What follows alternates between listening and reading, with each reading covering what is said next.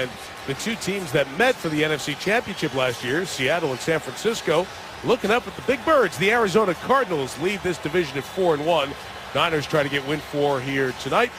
Meantime, Jeff Fisher and the St. Louis Rams really face a stretch of their season with such a difficult schedule and back-to-back toughies. San Francisco tonight, Seattle on Sunday. Austin Davis and the Rams offense on the field first. 49ers won the toss, deferred to the second half. They let their defense take a shot at the undrafted young man out of Southern Miss, who's a true Cinderella story as a starter in this league.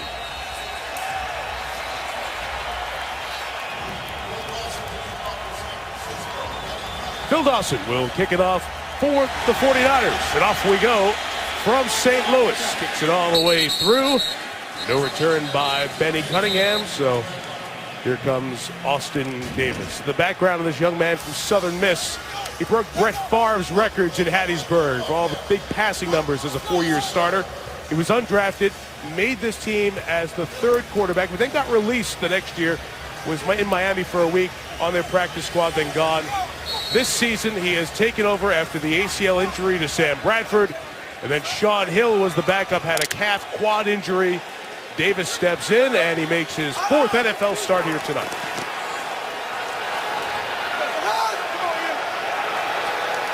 Zach Stacy hurt last week in Philadelphia, in the lineup, and on 1st and 10, Davis throws to Stacy out of the backfield. Ahmad Brooks tackles him, gained him just more than a yard.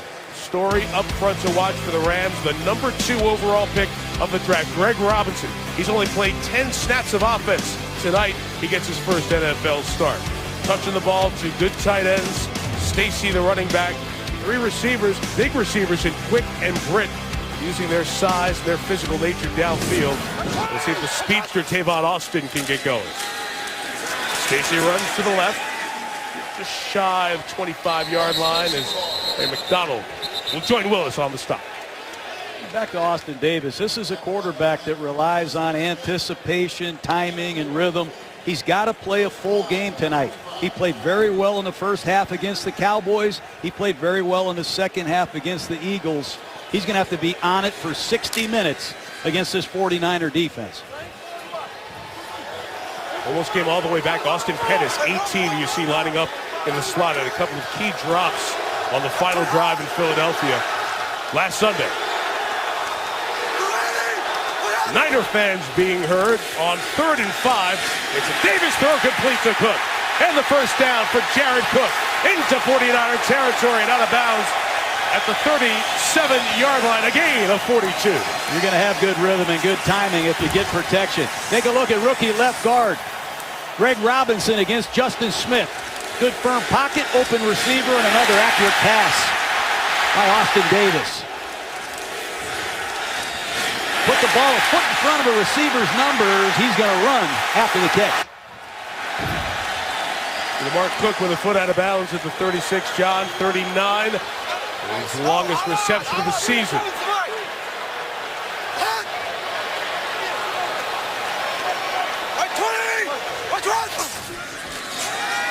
Stacy in the back. Gain about 3. Going and grinding to the 32-yard line. The San Francisco defense still good despite missing a lot of familiar faces. Justin Smith at age 35 continues to play at a Pro Bowl level. Michael Wilhoit and Dan Skuta, both out of Division II, have stepped into injured spots and done very well alongside Willis and Brooks. Parrish Cox leads the NFL coming into the week with 3 picks.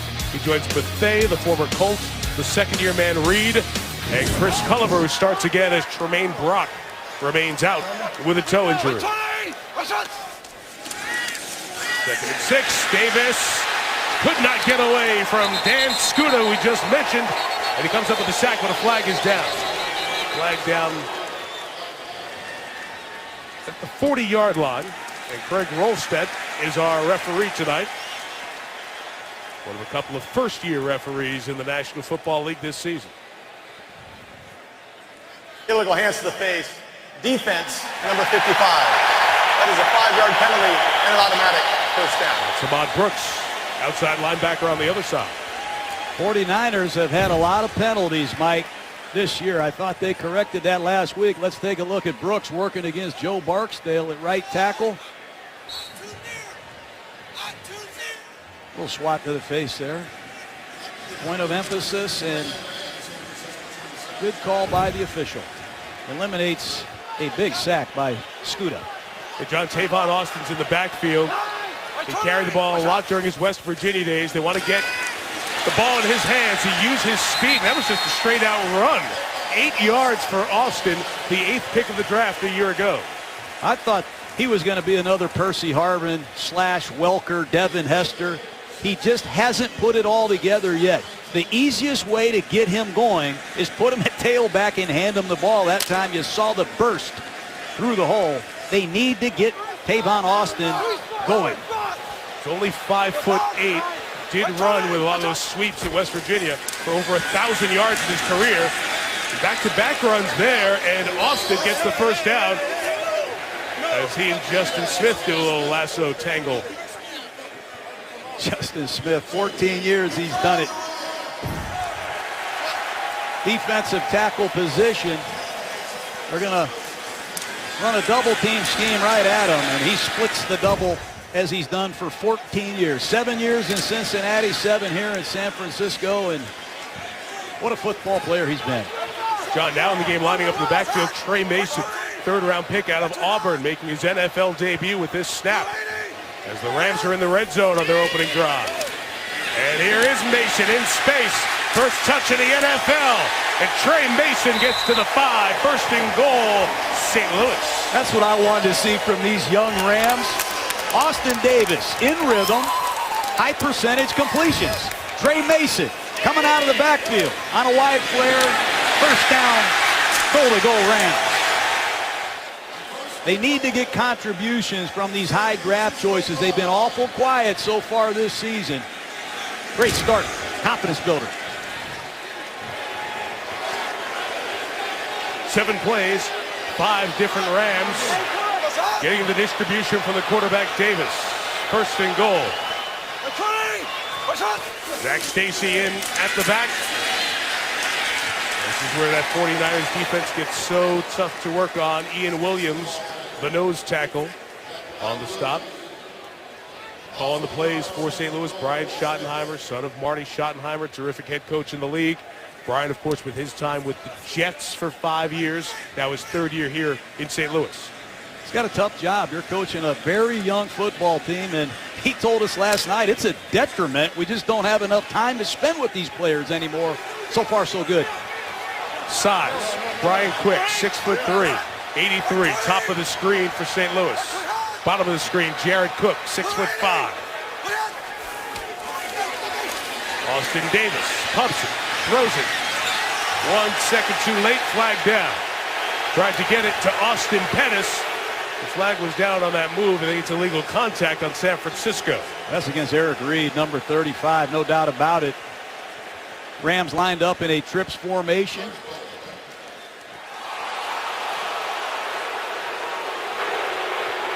Illegal contact.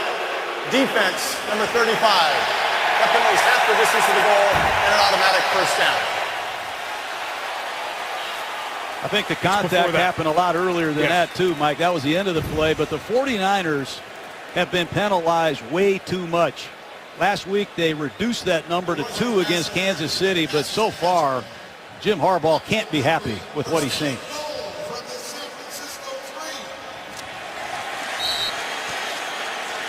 Ball moved to the 3. And again, they go with trips. 3 receivers to the right, and Stacy, the running back. Here is Stacy looking for that space to the right. Wilhoit knifing in there, and there's nowhere to go. Michael Wilhoit filling in for Navarro Bowman.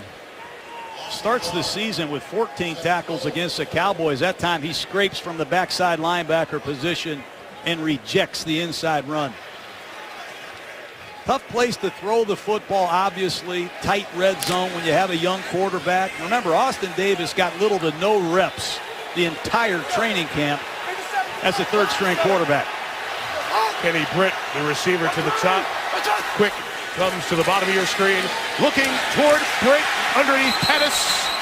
And shy of the goal line, it'll be 3rd and goal as Eric Reed and Jimmy Ward were over there. Ward is the first-round pick for the 49ers. Just a quick out route by Pettis, and Jimmy Ward makes an outstanding one-on-one tackle. Ward, a hybrid defender, played safety at Northern Illinois, has cornerback skills. He replaces Carlos Rogers, and they have a heavy group in the game, Mike. Number 61, big offensive lineman, is checked in.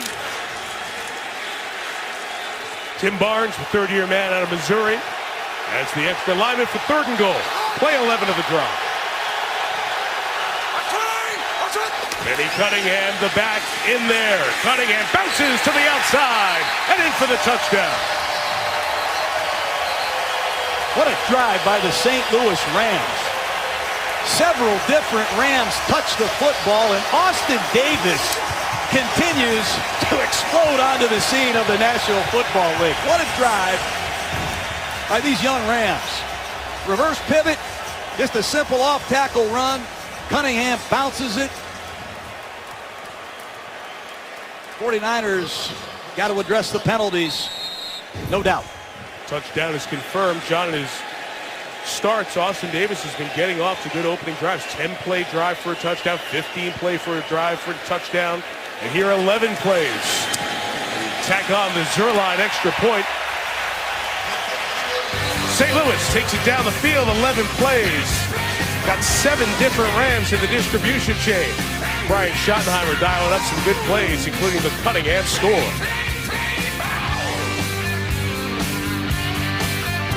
ESPN's Monday Night Football, brought to you by Toyota. Let's go places. ESPNFanshop.com, powered by Dick's Sporting Goods. And Navy Federal, serving the armed forces and their families. See some of the pictures of the people who made Monday Night Football so special. The fans, whether in the stadium or you folks at home watching on your couches as we celebrate game number 700. This series that started on ABC back in September of 1970. The night the show comes to town and fans put on their best, as we've seen over the years. Pretty good opening drive from St. Louis. And a 7-0 lead, and Zuerlein, who has one of the biggest legs in the league, will kick it towards Bruce Ellington, who will take a knee 9 yards deep. Already down 7. It's number 7, Colin Kaepernick, trying to improve his Monday Night Football career. When we come back, we were there on a Monday night when the reins were turned over to Colin Kaepernick back in 2012, and he has put up some great numbers. 20-8 record. No one in the history of the 49ers, Montana, Young, Brody, Tittle, you name the quarterbacks, nobody's gotten off to that kind of start in their first 28 games. John, it's still a growing process with Kaepernick as we watch him here in his 4th season. He's got a unique style, that's for sure. Run first offense. He's going to move a lot tonight. That's when he's at his best.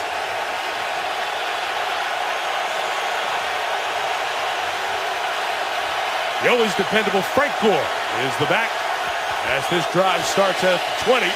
Kaepernick first toss is close to a pick by E.J. Gaines. It's incomplete.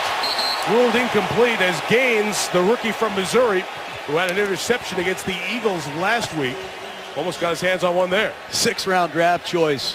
Playing left corner as a rookie against Vernon Davis on a slant route. He read the split. He read the quick game and got a good jump, almost intercepted it. They like Gaines as well as any rookie in this class.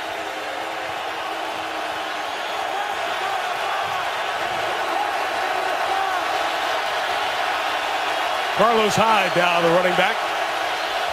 Team Laurinaitis, the linebacker, saw something, started moving in there, and a flag is thrown. Ball start. Offense. Number 85. 5-yard penalty. Replay second down. Vernon Davis, who returns tonight. 49ers continue to make penalties. Vernon has missed the last 2 games, Mike. They need to get the Pro Bowl tight end reacclimated in this offense. So far, not so good. This is where Robert Quinn and this Ram pass rush has to capitalize. Get the 49ers behind in the down and distance and rush the passer.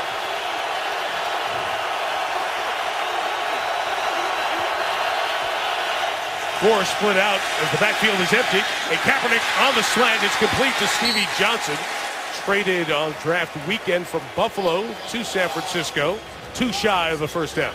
Well, that's bad coverage. No back set. You're going to see right side of your screen. Joan Dunbar has to stay inside. And look at Robert Quinn in one-on-one against Joe Staley. That's a big matchup. Good help from Iupati at left guard. Quinn had 19 sacks, as John mentioned in the open, but told us that Staley is one of the hardest matchups for him in the league. 3rd and 2, and Kaepernick will throw. Flag down as the pass is incomplete. Anquan Boldin trying to sit down and get the ball. It's a little bit behind him, but let's check the flag thrown in the backfield.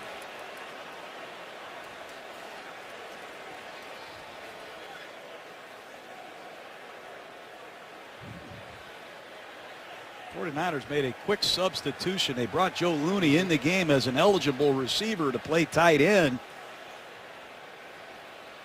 Rams claiming they didn't get time to substitute themselves. Or the conversation perhaps about him reporting, depending on where he lined up there. The 49ers went heavy personnel and broke the huddle very quickly and came to the line. Greg Rolston. Illegal substitution. Offense, number 78. Failed to report. That penalty is declined. The result of the play is a 4th down. They said eligible and failure to report. So even though it's declined, that's 4 penalties in the first half of the first quarter. Called, 3 accepted. Committed by the 49ers, and the Rams on the other end will get their punt return team on, and Tavon Austin. Andy Lee, who's been a very good kicker, 4th best career average in the history of the league.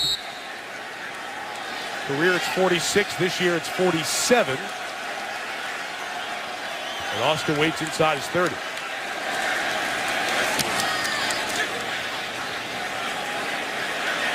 .58 on the kick. Flag down as Austin comes to the near side. Cuts it back. Again, flagging down as Austin picks up blockers working to his left at the 36-yard line. Whole lot of running before Eric Reed brings him down.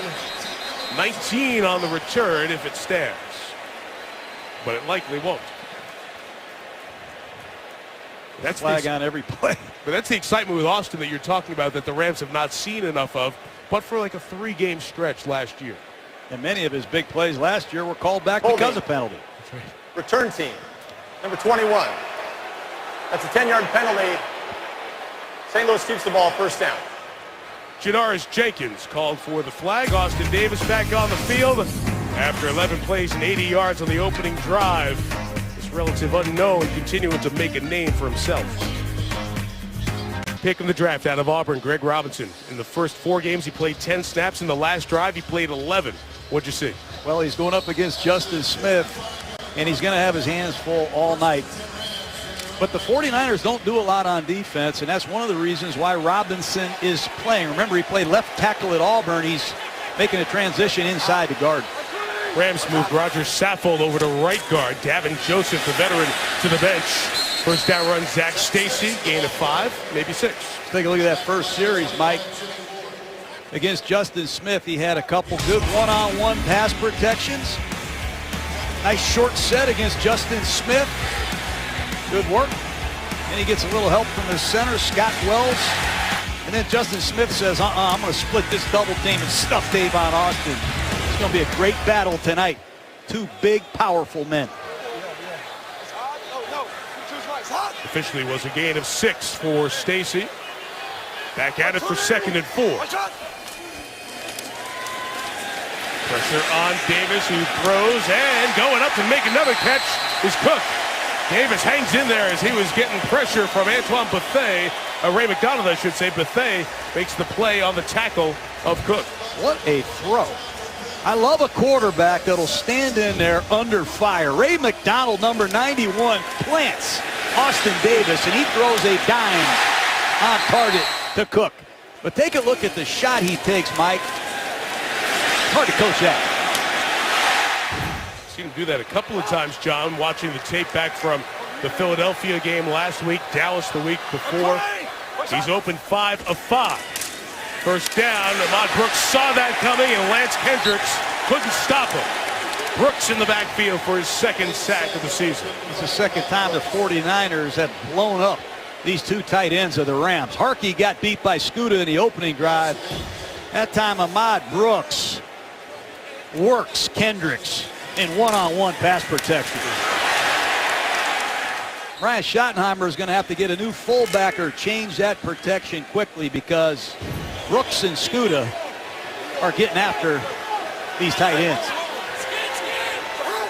Rams using almost all of their eligible receivers, backs and wide receivers and tight ends, in these opening two drives. Stedman Bailey's in the game now. More pressure on Davis, who just has to get rid of it. Intended for Stacy and incomplete. Aaron Lynch, who's the nickel pass rusher, rookie out of South Florida, with the pressure. That's what these 49ers do well. They don't blitz a lot, but they use these line stunts. That time Ray McDonald went first and Lynch came clean on an old-fashioned TE stunt. The tackle and the end working together. 49ers do a good job of that. After that opening drive, this San Francisco defense, captained by Willis in the middle, and a very good job putting pressure on. Now it's a defensive lineman's favorite down and distance, 3rd and 17. And just a quick release, see if Austin can do anything on the edge. Work up the sideline, but eventually forced out of bounds, well shy of the first down. St. Louis will punt it away. I like that call. 3rd down and long. Chances of making that conversion are minimal. Young quarterback, get him another completion, get Austin involved in the game, and set up your punter, who has really proven he can be dominant, especially in this dome, Mike. Johnny Hecker, all-pro punter last year, 2 of the best punters in action here tonight. Tough to catch ball that Hecker kicks, and that's one of the reasons that Ellington let it go. It ends up bouncing to Chris Cook, who scoops it up and saved some yards there, as that ball would have been tumbling inside the 10. First drive was really good for Austin Davis. San Francisco heating up. Davis in his second drive.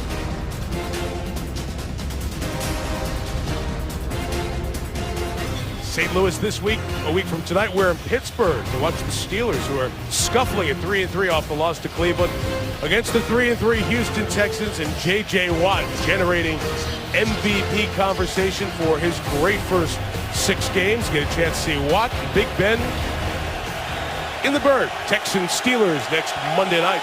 Game also available live on Watch ESPN. Second drive for the 49ers, starting at their own 14. Kaepernick gives to Gore, and Frank gains 2 yards to the 16. Jonathan Martin is starting at right tackle again for San Francisco tonight. Anthony Davis out. He's only played 1 game. Joe Staley's the best of that bunch. Meantime, the backs and receivers, Crabtree and Bolden, those 2 receivers on the end there. Vernon Davis, as we mentioned before, is back. He's had ankle and back problems this year, but so much of it emanates off of what Frank Gore does in the running game, now spelled by the rookie Carlos Hyde. But there's Davis, 13 touchdowns twice in a season in his career. Kaepernick feels the pressure, escapes, and able to find Anquan Bolden with space. The veteran takes it to the 44 and a first down gain of 27. That's a beautiful job by Colin Kaepernick, standing in the pocket. T.J. McDonald coming off the left side of the screen. Gore peels across the formation and saves the day. And there's Anquan Bolden, who has killed the St. Louis Rams throughout his career. They blew a coverage. This is a young Rams secondary. Got to find out how good they are. He came in the league 4th in receiving yards. He's going to watch Vance McDonald take this one and lose the football. Picked up by James Laurinaitis. And Laurinaitis returns for the Rams to the 45-yard line. McDonald has it popped free, and it bounces into the hands of the linebacker Laurinaitis. That ball is clearly out. You have to credit the Ram defense for their effort. But the 49ers are going quick.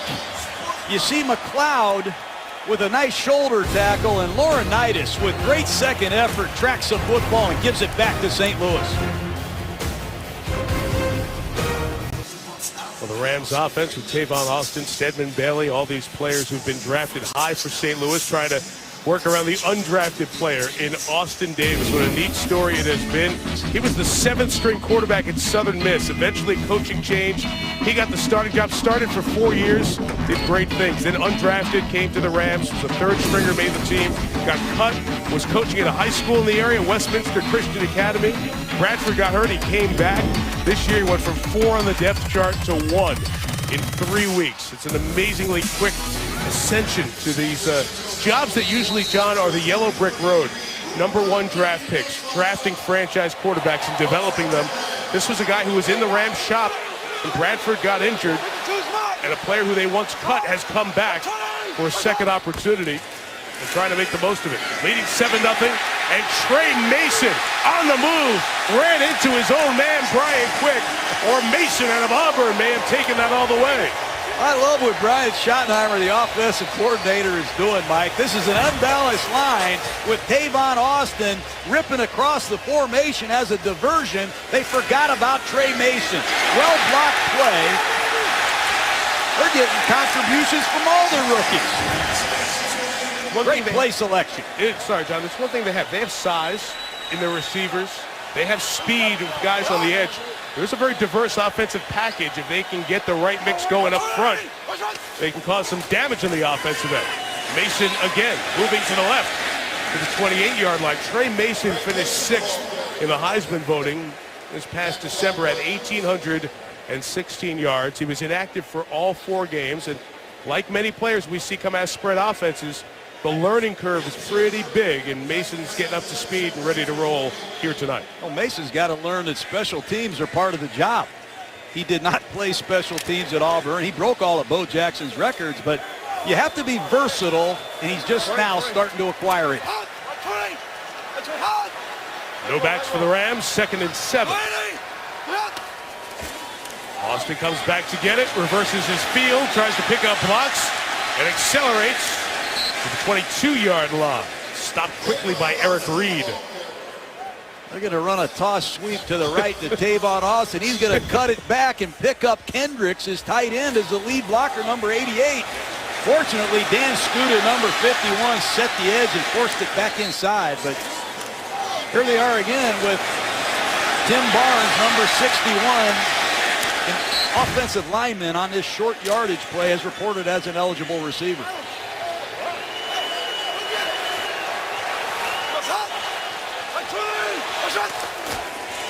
Third and 1. Davis keeping. Kendricks is open.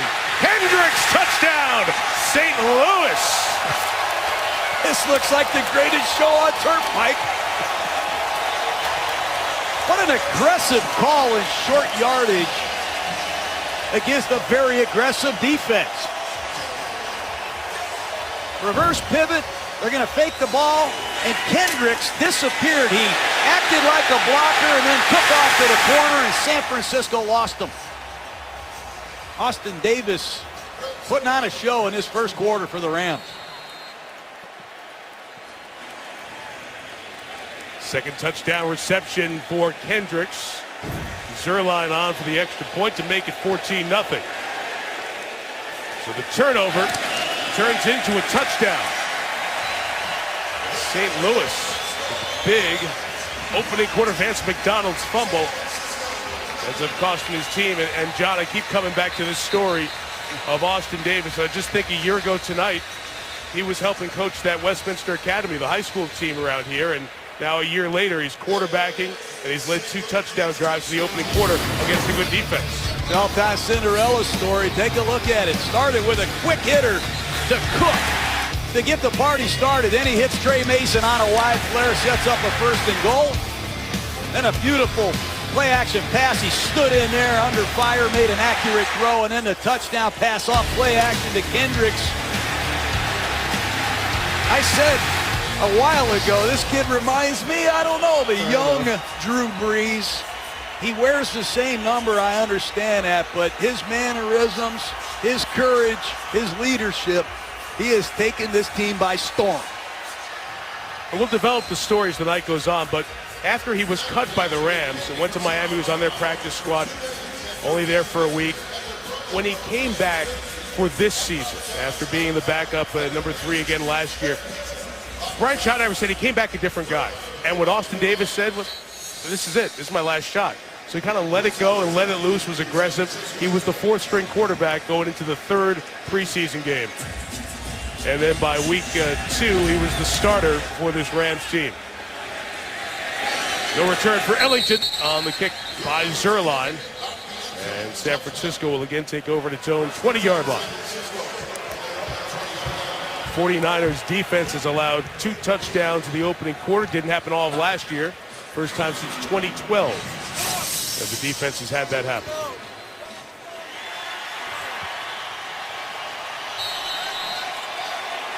This is where this St. Louis Ram defense wants to be. They want to be in a position tonight where they can get the pass rushers going. Quinn is the man they need the most. Bottom of your screen working against Joe Staley. It's first down and Kaepernick releasing quick to Vernon Davis. Gaines hit him first. It'll be a 7-yard gain as he's finally brought down by Alec Ogletree. Let's look at the entirety of that St. Louis defense. You mentioned Quinn up front. Aaron Donald, the rookie out of Pitt, he's been very good. This is his first NFL start tonight. Ogletree and Laurinaitis will be on the field, and a big factor on 3rd downs a lot. John mentioned it earlier, bears repeating, no one in the secondary has more than 3 years of experience. Very young back there, including the rookie Gaines, who continues in his starting role. 2nd and 3, it's Gore. Seeking space, so patient, so good, gets that first down just across the 30-yard line. When in doubt, give it to Frank Gore. Counterplay back to the weak side, and he finds a way with that great vision to get San Francisco first down. ESPN, celebrating 45 years of Monday Night Football. We're back in St. Louis. Our coverage from Spider Cam tonight is brought to you by DirecTV. Mike Tirico, John Gruden, Lisa Salters. Glad to have you with us as they celebrate the 15th anniversary of the greatest show on turf.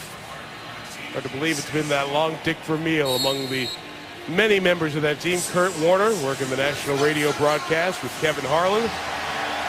Isaac Bruce, Torrey Holt, Orlando Pace, the defensive stars of that team.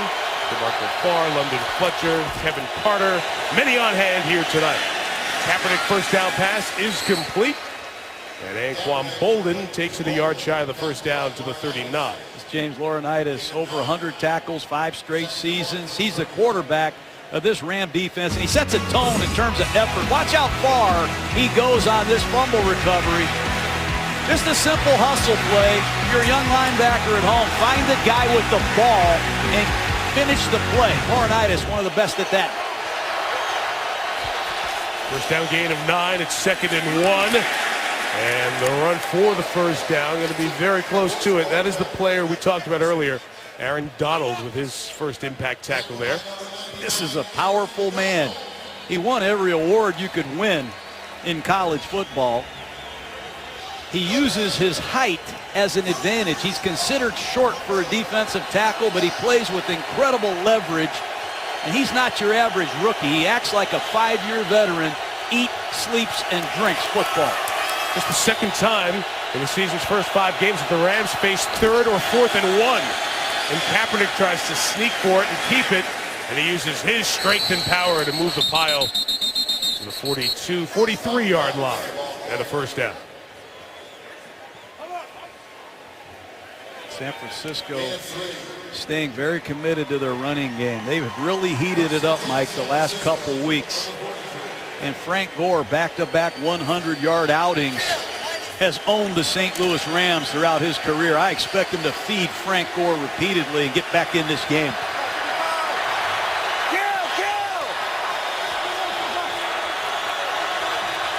But by that fullback, Bruce Miller, Gore runs to the right. And that time on it quickly was William Hayes, who's in for Chris Long, who's out because of injury. This is what you talked about, John. All-time records against the Rams. Rushing yards and touchdowns. And those 5 100. He's had a full season, 16 games. That's a pretty darn good season. Or a typical Frank Gore season, really. Unbelievable consistency. All-time leading rusher in 49er history. His name will be in the banner someday. Chance to move top 25 all-time rushing yards in NFL history here tonight. 2nd and 8. Kaepernick throws. Davis had space, but Vernon let it slip through his hands. Incomplete. St. Louis is lucky there. This is an exotic blitz at the bottom of the screen, and they don't even cover Vernon Davis, Mike. This could be a house call. 23, McLeod got picked off, and I don't think he's going to be in real good position to take on Vernon Davis. Clearly his inactivity shows. He had a false start earlier in the game. He just dropped the pass. They need to get him going quick. Inactive for a couple of games. Only been targeted 12 times this year. 3rd and 8. 5 in the pattern for Kaepernick. Davis holds on that time, but that was read quickly by Rodney McLeod, and he keeps him 3 yards shy of a first down. This Rodney McLeod got shot out of a cannon. Quick hook over the ball. As soon as Davis catches this ball, McLeod shows up. So the punting unit is on, and Andy Lee will kick it away. In addition to that great career average, he has always been good at net punting yards, pinning the opponents inside the 20 or the 10. Tavon Austin back to receive. And a fair catch at the 17. There's 32 yards of net there. Austin Davis back on the field. Pretty good first 3 drives, leading the Rams to a 14-0 lead over the 49ers. ESPN's Monday Night Football is brought to you by Coors Light. Coors Light presents this week's most refreshing fan, Thomas S. Taco Bell, sometimes you gotta live Moss. And NFL.com/mobile, stream live local Sunday and primetime games on your phone. Nice glasses there, John. If we only could have gotten the gold jackets from the historic Monday Night Football days, that'd be pretty sweet, huh? You don't wear a pink tie with a yellow jacket. That's why we don't get the jackets. That's why you're Mr. Fashion to point those things out. We say it cool. in all sincerity, it's an honor and a privilege to join the names in this Monday Night booth over the years. First down, Davis. Long ball is incomplete as he was trying to get Stedman Bailey deep downfield, something Bailey and Davis have tried to hook up on a couple of times. You know what I like about this Brian Schottenheimer is he's using every one of his players. I watch college football on Saturday. I see these no-huddle offense. The same 11 players are in the huddle the whole game. And everybody else just watches. But the Rams are using every eligible receiver, extra offensive lineman. And to be honest with you, it's refreshing, Mike. I like seeing everybody play, and the attack is excellent. Zach Stacy is running a bunch. Benny Cunningham is now in there. Cunningham works to the right side. He goes down to the 23-yard line, John. Look at these formations and personnel groupings. Here's 2 backs and 1 tight end. I called it 21 personnel. You keep watching. There's 2 tight ends. They stuck Tavon Austin in there as a tailback. Then there's 2 halfbacks. Zach Stacy on the left, Trey Mason on the right. Never seen that before here in St. Louis. Then they come back with 2 tight ends and 2 backs. And Harkey's another tight end playing fullback number 46. They've done an excellent job using their personnel, doing what they do best. And that's not easy to do. All that in the first 3 drives and 19 plays. It's now 3rd and 5 for the Rams. 49ers bring 5. Austin Davis has to scramble, has some space, throws complete, and that's a first down. Benny Cunningham with the reception. Davis was a baseball player in his high school days. That was kind of a quick turn and baseball flip. Well, the blitz is on, Mike. Pickup isn't bad. He flushes to his left, his non-throwing shoulder, stops, pops, first down Rams. He is not a bad athlete. He's got functional movement in the pocket. He can throw all these awkward deliveries just like he did as a baseball player, and that's a heck of a play by any quarterback. Think about the quarterbacks in this division. Obviously, the established guys, Russell Wilson, Colin Kaepernick, baseball in their backgrounds. We've seen those guys with the quick turn, the awkward delivery, flip it out. Goes down, pressure from behind. Davis has it knocked out. Ball is free and looks to be recovered by Scott Wells. It was Dan Skuta coming around the edge with the pressure that forced the fumble. Well, Jake Long got beat bad last week on a sack strip against Philadelphia that really hurt the Rams. This time it's Skuta edging Jake Long. Rams are lucky they didn't lose the football here. But if Jake Long doesn't pick it up, they'll have to move Robinson out to left tackle, Mike. Not good enough. Jake Long, the #1 overall pick with Miami in 2008, second year here with the Rams. The #2 overall pick of this year, Robinson, playing next to him as a tackle at Auburn, as Cunningham carries to the 31-yard line. That's why it's interesting, John, to see Robinson making his debut at guard, while they still have Long at one tackle spot and Joe Barksdale over at right tackle. It's been tough on Robinson, Mike. Played in that no-huddle offense at Auburn. It's the first time he's been in a huddle. He's hearing things for the first time, and not only has he got to learn his offense, he's got to learn what defenses do and how the communication system works. It's going to take some time. He had 2 years of eligibility left at Auburn. He's just a pup. This is 3rd and 8. Davis time, pocket collapses, tries to get away. Well, Dan Skuta, who in his NFL career, mostly a special teamer at a Grand Valley State, did not have any sacks before this drive, has picked up a couple, first 2 of his career here on this drive. That's a credit to these 49ers. You're missing Navarro Bowman. Kevin Wilhoit steps up. You're missing Alden Smith. Scooter's stepping up. And it's time for the 49ers to get their offense to step up. Been awful quiet so far. See if Bruce Ellington can do anything with the Johnny Hekker punt. Oh, it should have been blocked. And he did get a piece of it. He got a good enough piece of it that's going to be less than a 20-yard kick. Jimmy Ward, the first-round pick for the 49ers, got in there and got it, at least partially, and limits the punt to just 13 yards. Right through on Hekker. And just a finger on it from Ward. Great field position for San Francisco coming up. For the success, there has been turmoil, a lot of noise around San Francisco. Remember last year, Jim Harbaugh nearly traded to Cleveland for a couple of draft picks. The issues with Alden Smith and Ray McDonald, off the field issues for those players. Then the team opens 1-2, including the home loss with the brand new stadium in Santa Clara to the Bears. And then you hear the words, there's toxic situations in the locker room. There's concerns about the players. Do they want Jim Harbaugh as their coach? I think in talking to a lot of the players, they are firmly behind Jim Harbaugh as their coach. But, John, there's been a lot of noise for a team that does a lot of winning on the football field. Well, the more success you have, the bigger the bullseye gets. And there might be a little tension somewhere there. But when I talk to Justin Smith like you did, and Patrick Willis, Frank Gore, Bolden, they have full support of Coach Harbaugh, that's for sure.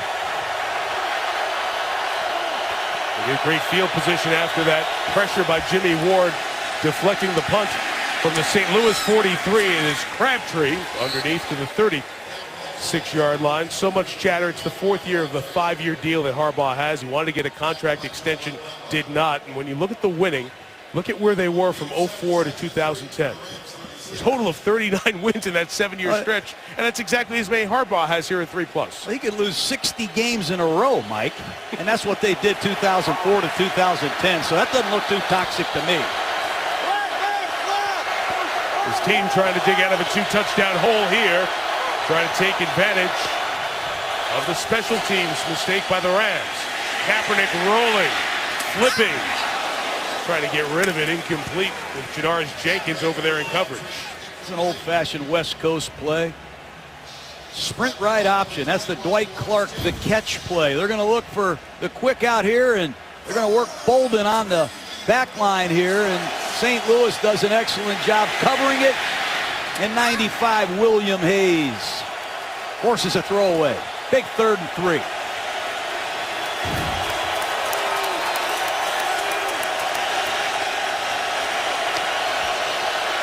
For the running back, those are 10 of the 11 Rams in your shot. One deep safety, 20 yards deep. Kaepernick going towards Bolden. Incomplete. Step for step, LaMarcus Joyner, rookie out of Florida State, who's played the nickel quite well. What a draft they had, Mike. It's another rookie. One-on-one coverage. Help from the free safety late. Joyner. Mason. Robinson.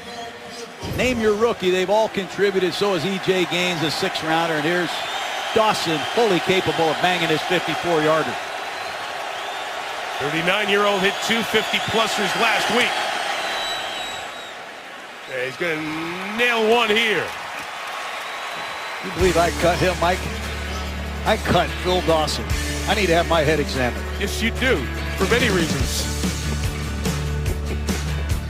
Been a very good start for the undrafted player out of Southern Miss, Austin Davis, 8 of 10. What have you seen so far, John? Love a quarterback that can stand in there under fire and throw accurate passes down the field.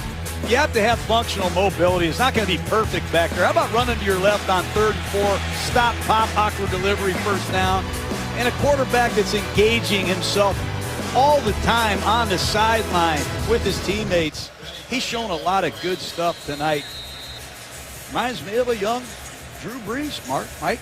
You said that Monday Night Countdown, John, and it's one of those things where you don't want to say he's Drew Brees now by any stretch of the imagination, but when you see a new guy who you have not come across, you start to put him in a silo. What does he remind you of?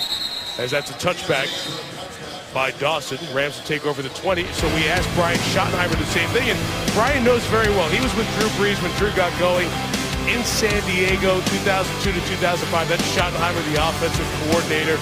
And they're so close, as a matter of fact. Brian's the godfather for one of Drew's sons, and there they are on the bench.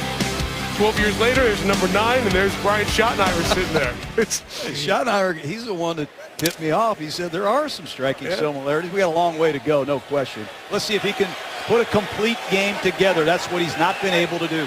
And what he said is so similar is the personality, the grinder, loves it, loves the game, loves the growth part of the game as a young quarterback, which you saw when he was with Brees. Zach Stacy, the carry there for just about 2 yards. And why this is so improbable, John, other than the injuries that happened along the way to get Davis to this job, undrafted quarterbacks don't get their opportunity very often in this league so soon, especially when a team has already cut you once. And you have to be ready when that opportunity comes up, like Kurt Warner was 15 years ago. When Trent Green got hurt, Warner stepped in, went from Arena Bowl hero to Super Bowl hero. 2nd and 8, good blitz pickup by Stacy, but the pressure's on. Austin Pettis hangs on to it, makes one man miss, but is then cleaned up by Ian Williams. That's good pursuit and speed from the San Francisco defense. You want to see a back pick up a blitz? Watch Zach Stacy against Kevin Wilhoit. This is a full-speed live pickup. That's selling out for your football team, and a nice sense of pressure by, again, Austin Davis veering to his right. Setting up St. Louis for 3rd down and 6.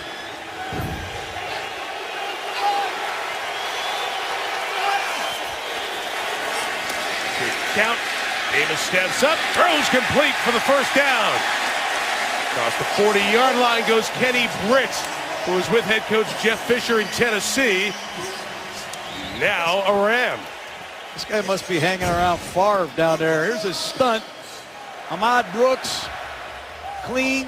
He stands in there again, throws a perfect pass against Culver. Kenny Britt on a little dig route, watching first turn, ball's in flight.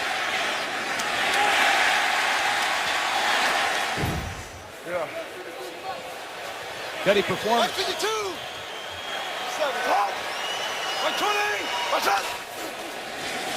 41.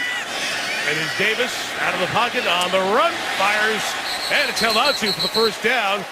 And Savon Austin's brought down by Parrish Cox. I like the route this kid just ran. Tavon Austin on a stutter, go, comeback. Watch him. He's going to break down, stutter, go, and then come back against Parrish Cox.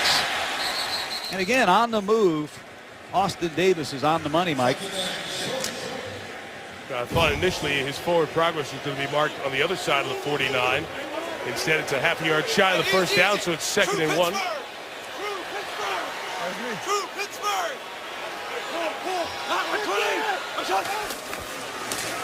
Second and 1 give to Stacy, and Zach out of Vanderbilt will have the 1st down. 18 NFL games in his background. Led this team as a rookie rusher, was the second leading rookie rusher in the league last year, 973 yards. And he keeps this drive going with 4 minutes left till halftime. Look out there in that Ram huddle, Mike. Ryan Schottenheimer, Jeff Fisher, they like big receivers. They acquired Kenny Britt in the offseason, the ex-Tennessee Titan. You see Quick at the bottom of the screen. Two big 6'3" receivers. Wouldn't be surprised if I see a shot soon. First and 10, 49ers bringing the pressure. Davis runs away, throws it back across his body.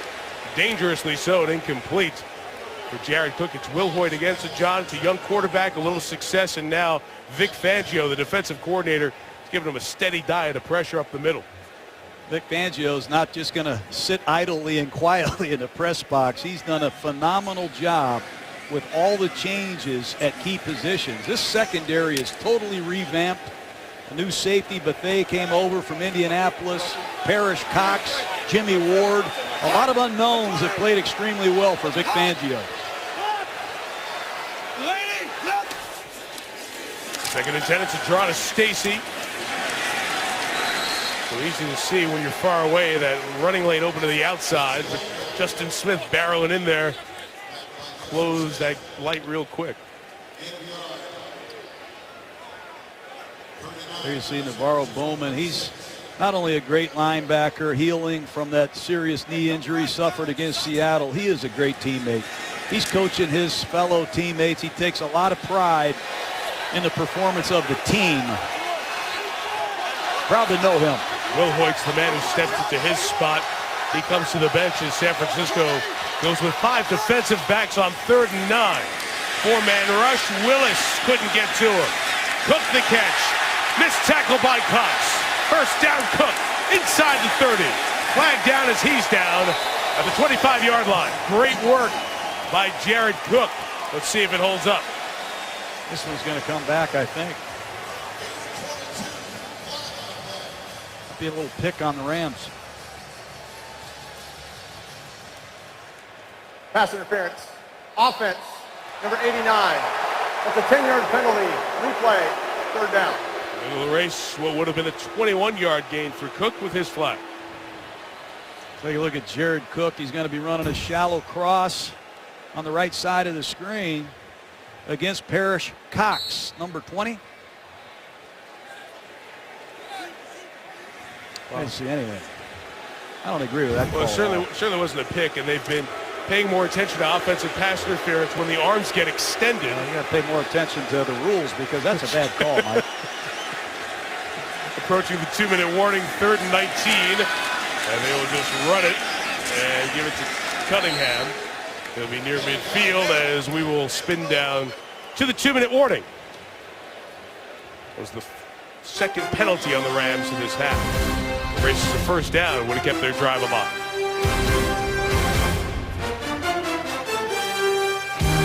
Well, Jeff Fisher saw the replay you saw of the offensive pass interference, and John, he had a similar reaction to you that it should not have been a foul on the Rams, and he's spent a good part of this timeout as a member of the competition committee, in addition to being a head coach, questioning 3 of the officials about that call. Hecker gets this one away, and back near the 5, Ellington fields it and gets brought down. Big hits on special teams, starting with the LaMarcus Joyner coverage. And San Francisco will have 3 timeouts and 95 yards to go with 1:50 left. Not a good decision to return that ball inside your 5. He paid for it. Next week, Jeff Fisher's going to coach his 300th regular season game. He's seen a lot, very frustrated by that call that happened on the last drive. Take you back to the setting. This gained a first down, and that was called offensive pass interference on Jared Cook. Again, emphasis, but the arms weren't extended. When Cook saw it, he was in disbelief. And as I mentioned before the punt, Fisher the same thing, and he had a long conversation with not just one official, but the 3 officials who came over to talk to him before that 4th down play. Yeah, I agree with Jeff Fisher. I'd be upset too. You're trying to turn this franchise around. You're trying to bring your fans back to life and get some young players going. That's a significant penalty. I agree with him. I'd be upset. I'm upset and I'm not coaching. Hear from the fans for the first time here tonight. From their own 5, nowhere to go, and a flag down as that tackle was made. Perhaps a hand up by the headgear of Carlos Hyde, the Ohio State rookie.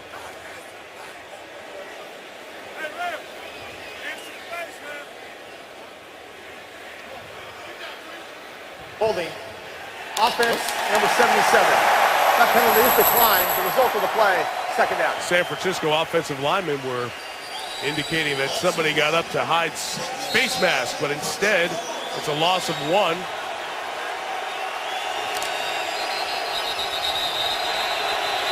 Brandon Lloyd at the bottom of the screen has emerged as a deep ball receiver for this 49er offense. He's made a couple great acrobatic catches in previous weeks.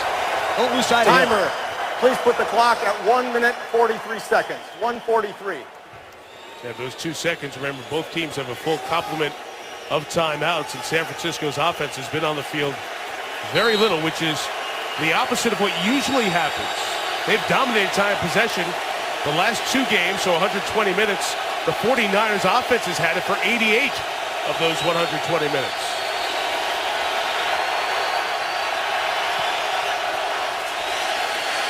Kaepernick from his own end zone throws complete, and Bolden going to get the first down across the 15 to the 16-yard line. In case you were wondering, in the last 5 minutes of the fourth quarter, last 2 minutes of the first half, a penalty stops the clock. So that's why the clock did not restart there. That's why the adjustment of 2 seconds. And now it's rolling with 80 seconds left till halftime.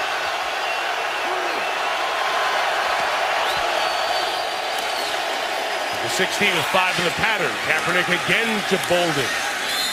T.J. McDonald, the son of Tim McDonald, who played for the Niners for 7 years on that tackle.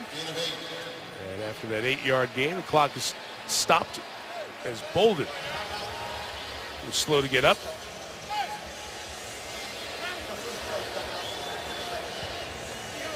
Timeout, San Francisco. Bolden unhappy with Craig Rolstad. As we hit this timeout, let's remind you, Chris Berman standing by for the Toyota halftime. Chris Mortensen and Adam Schefter is part of that. Their insider notes, a lot of big names injured. If you're working on your fantasy teams, you better check all the injuries that have happened around the NFL this week, this weekend. Those guys have the latest on that. And today on SportsCenter as well. Coming up on the Toyota halftime, I know a bunch of you are watching Victor Cruz's injury last night. So hard to watch. We send our thoughts to one of the good players in the league, one of the good people. Torn patella tendon for Cruz of the Giants. And a movement. And we get Joe Staley just sliding a little bit, that left tackle, number 74. Ball start. Offense, number 74. 5-yard penalty. Replay, second down. I want to see these Rams rush the passer, Mike. 53 sacks last year. They have 1 right now. They're on schedule for 4 sacks. A lot of first-round draft choices. Quinn, Donald, Brockers. Got to get a rush. Wake up the pass rush. 2nd and 7. Quinn off the edge. It's a shovel pass, and Hyde cannot pull away from Donald.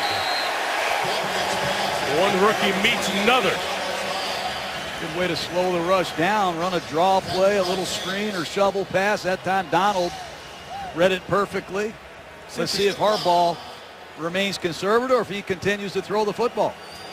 Greg Roman calls the plays down to Harbaugh, who speaks into the headset helmet of Kaepernick.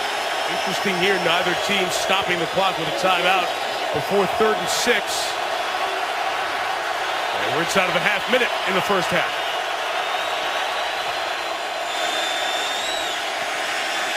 Kaepernick steps up, shot downfield is open, and breaking free is Brandon Lloyd. And Lloyd will score, touchdown. Huge play to get the Niners back in it. That is horrible defense by St. Louis. Brandon Lloyd, the deep ball receiver we just talked about, takes it to Janoris Jenkins. An inexcusable error, and Mike, that's what the Rams have done all year. 2 or 3 Incredible mistakes. Biting on a double move with 30 seconds left in that field position. What a throw by Kaepernick. He steps up in the pocket, and Brandon Lloyd shreds him. 80 yards for Lloyd, who was out of football last year after a 74-catch season with the Patriots in 2012. The former Ram comes back to St. Louis. And Jim Harbaugh never shy about sharing how he feels. In a half when his team candidly has been outplayed. We'll see them get back to within 4 on the 80-yard touchdown. Longest touchdown pass in Colin Kaepernick's career. They saw something on film. Janoris Jenkins has had a habit of jumping patterns. He's intercepted some and returned them for touchdowns, but they did their homework and got after Janoris Jenkins big time. Take a look at it up top.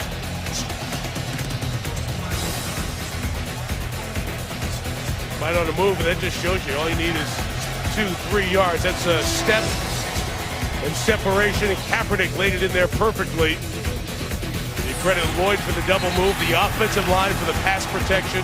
Kaepernick delivered it spot on, but as you said, you come back to the big thing. As a DB, you can't be in a situation where you're susceptible to a double move. That's the one thing that can crush you with that little time on the clock and that field position. Exactly right, Mike. That's a safe defensive call that Greg Williams made.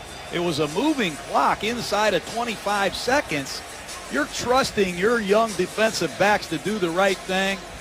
That's a greedy mistake by a corner in any situation, certainly with that much time left in a half. 49ers have woken up after that. Jenkins jumped a route against Dallas, picked off Des Bryant, got a pick six. It's a guy who has a reputation for that, 4 career pick sixes, so he's used to looking back and trying to steal one there. He got burned. Tavon Austin takes a knee with 14 seconds left. Fans wanted to see Austin take that and take off. 49ers, only 5 first downs, only 10 yards rushing. But that one play, that one spot, Kaepernick's numbers now dwarf those of Davis for the moment, especially with the 80 added on that touchdown pass. It's been an outstanding first half for Austin Davis as well, as they've seen the pressure ratcheted up by San Francisco, and that's one of those that is a double bonus, John, because you score and then you get the ball back to start the second half. So the 49ers take momentum in, and they'll be back out on the field with Kaepernick when the third quarter begins. Good game here in St. Louis at the break.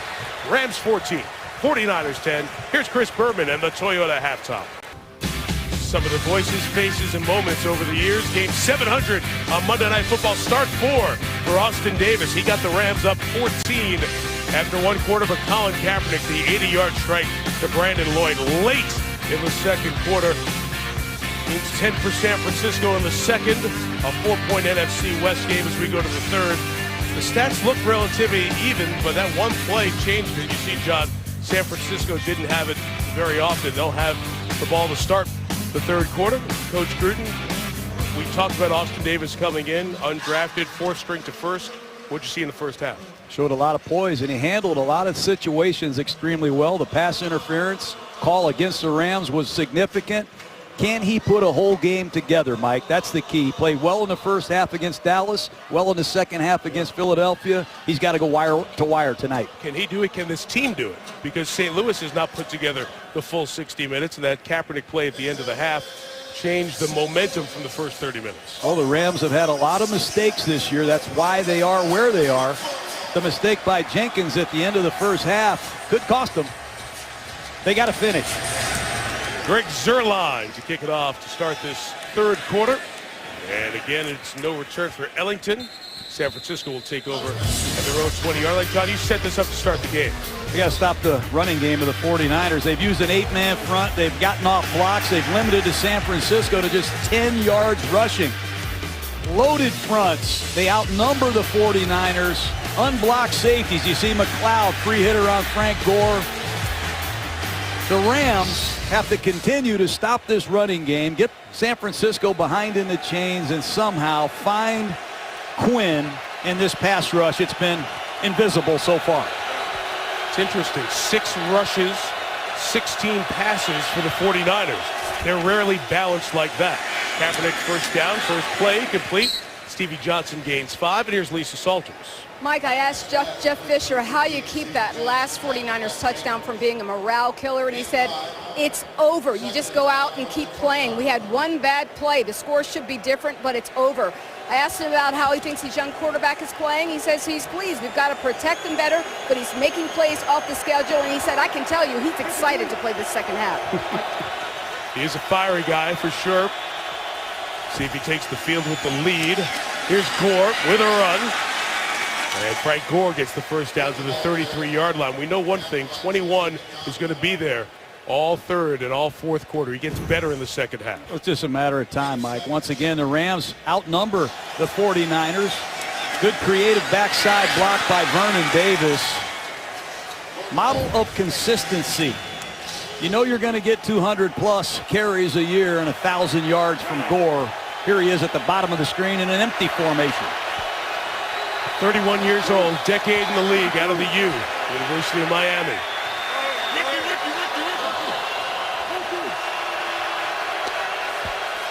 First and 10 for Kaepernick, again with time and taking a shot towards Gore.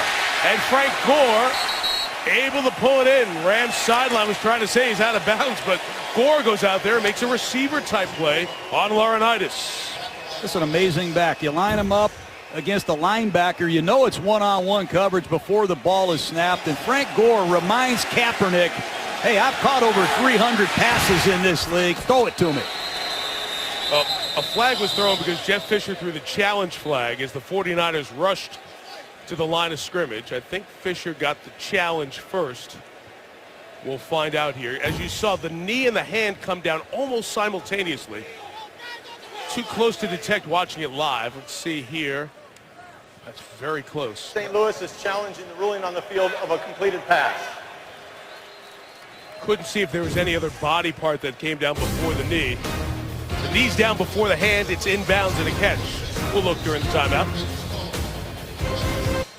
It's a tough one for Craig Rolstad, the referee here, and Dean Blandino back at the command center in New York to come up with. What comes down first, the fingers or the knee? And that's what they've been looking at, rocking back and forth to see. I think the hand may come down out of bounds first and could be an incomplete pass. Watch right here. Fingers down just before the knee. It's so close. The knee equals the 2 feet. The 2 feet never get down. He does complete the process and hold on to the ball. The question is it hand first or knee? Care to weigh in? What's that word you use, simultaneous? The ruling on the field is reversed. The receiver only got 1 foot down before his left hand hit out of bounds. It will be San Francisco ball, second down and 10 at the 32-yard line. Timer, please reset the clock to 13:39. That's a great challenge, by the way, by Jeff Fisher and the Rams sideline. They didn't have a full look at that to know they were going to get that one. And by the way, while we have a second as we're going through that, that's usually the time of the game we turn to our pal Jerry Austin, twice the Super Bowl referee. Jerry's been under the weather, battling an illness. He's back at home now. We just want to say hello to Jerry. We're thinking of you, and trust me, we miss you because John gets mad at me with every call. Jerry, please come back soon. Hope you're feeling better. We definitely miss you. I know I do. Absolutely. From our entire crew. On the 32-yard line, San Francisco after the incompletion. Second and 10. Again, Kaepernick is just stepping up, and he's got time. He takes off. He'll get the first down and more. Kaepernick staying in bounds as he crossed midfield, and he's going to be marked out at the 45-yard line. Well, Greg Williams wanted to use Ogletree as a spy. You got Kaepernick if he takes off and runs, and that time he was no match for the speedy Colin Kaepernick. They're going to put Laurinaitis on the back and ask Ogletree to spy Colin Kaepernick. Wherever he goes, go get him.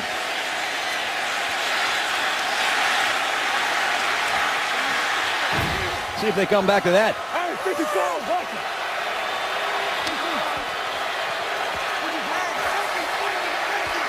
23 on that run, 27 for the game.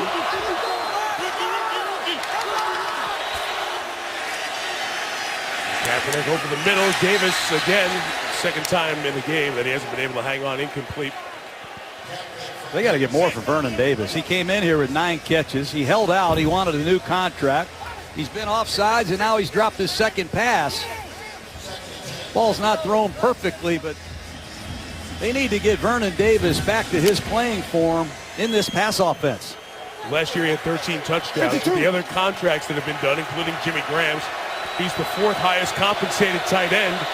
That's why a little bit of a displeasure this summer over the contract. Gore cut it right, then back to the middle, lowers that shoulder, and takes it to the 39-yard line. Just one last point on that reversal of that replay situation. If it was simultaneous with the hand and the knee, it also would have been an incomplete pass, just like a foot coming down at the same time, one in, one out. But the hand did come down slightly first, thus 2 different ways it was correctly reversed to incomplete.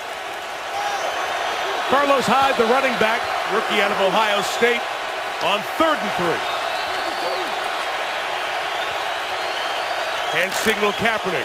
Adjust the play. With pressure coming. He throws. Incomplete. Tipped away by T.J. McDonald. Penalty marker down in the secondary. Going to get the Rams for holding in the secondary, Mike. Prior to the pass, holding, defense, number 25. That is a 5-yard penalty and automatic first down. It's the man who was covering McDonald. That's T.J. McDonald in one-on-one coverage.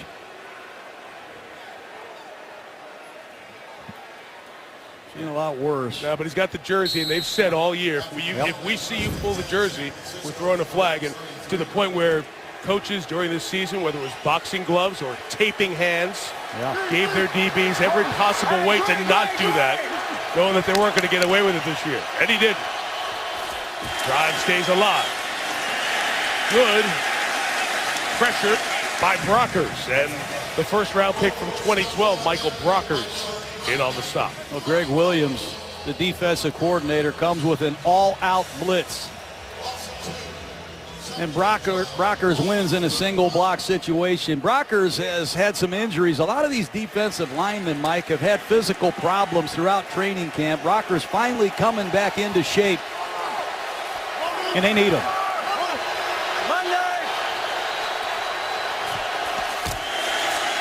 Second and 12. There's pressure on as Kaepernick unloads. Crabtree was covered by Gaines. Incomplete. John, you mentioned Greg Williams suspended in 2012 for his role in Bountygate from when he was the coordinator for the New Orleans Saints. He replaces Tim Walton. Here's the defensive coordinator. Spent last year as the senior assistant for defense in Tennessee. He and Jeff Fisher had some bridges to rebuild, and they did. And Williams, who's lost a bunch of weight, has come back, and he's brought his various levels of pressure to the St. Louis defense. Nobody blitzes more than the Rams. They're blitzing almost 50% of the time. They just can't get to the quarterback. Still 1 sack. 3rd and 12. They don't get there again, and Bolden's got a first down at the 20-yard line. It's 3rd down. Dial up Bolden. What else is new? Well, it's an exotic blitz. They come off Kaepernick's left side, and San Francisco uses a quick count. And before the Rams get near Kaepernick, the ball is delivered with great anticipation. Left side of your screen, here comes an overload blitz. Not even close. You can disguise a lot, but the more you disguise, the more vulnerable you are if the ball snapped quickly.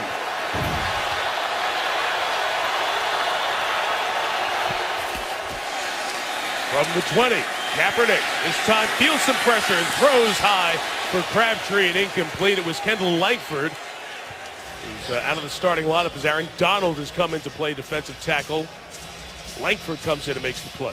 49ers have a lot of 1,000-yard receivers. Here's Crabtree going after Janoris Jenkins on a double move. Little post corner combination. Ball's thrown too high. Crabtree, Stevie Johnson, Bolden, Lloyd. All 4 of them have had 1,000-yard seasons. Credit to them for remaining unselfish. Similar to the opening drive of the game, a long one that St. Louis turned into a touchdown. San Francisco trying to open the second half with one. And Gore very close to the first down as the nickelback rookie LaMarcus Joyner stops him at the 11. Second time I've seen this back block by the 49ers. It's a creative way to block the backside, and they're doing an excellent job setting the edge for Frank Gore in this running game. How'd you like to be a defensive end and have somebody back block you, Mike? Look at Frank Gore. Well, thank you. It's a matter of time before Gore hurts you. Extra offensive lineman in, Joe Looney. 3rd and 1. And they'll play pass and throw. And Kaepernick, first option not there, but he's so good in these situations. Keeps it alive and finds Bolden for the go-ahead touchdown. But the flag is down.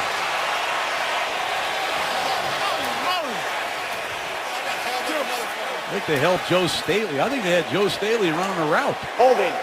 Defense, number 94. That penalty is declined. The result of the play is a touchdown. And Anquan Bolden gets his first touchdown of the year. And the 49ers have taken the lead. Unbelievable improvisation by Kaepernick. It happens every week. To his left. Off balance. Oh, unbelievable. And Wow. Janoris Jenkins. Can't believe it. Credit to Bolden for staying alive, and that throw from that body position to his left, that's insane. It's like he dropped it from the camera, hovering above. Perfect to Bolden. Extra point, Phil Dawson. First 14 scored by St. Louis. Next 17, San Francisco. Anquan Bolden, fantasy owners are happy. First touchdown he's caught this year. And the Niners lead by 3. The 49ers take the lead. Colin Kaepernick kept that play alive outside the pocket since 2012. Nobody's thrown more touchdowns and has a higher passer rating, which incorporates all the stats for the quarterbacks: interception ratio, touchdowns, yards per attempt. Watch him here. The Rams rare time with some pressure to flush him. It's off the left foot, that little flick, that strength, and another strong man, Bolden on the back end. San Francisco is taking the lead after being outplayed for the first 27 minutes of this one. So Austin Davis will take over from his own 20-yard line. Led a couple of touchdown drives in the first quarter. Again, the story of this young man is one of those that we rarely see in the NFL. The third preseason game, the dress rehearsal game. That's the game that Sam Bradford got hurt.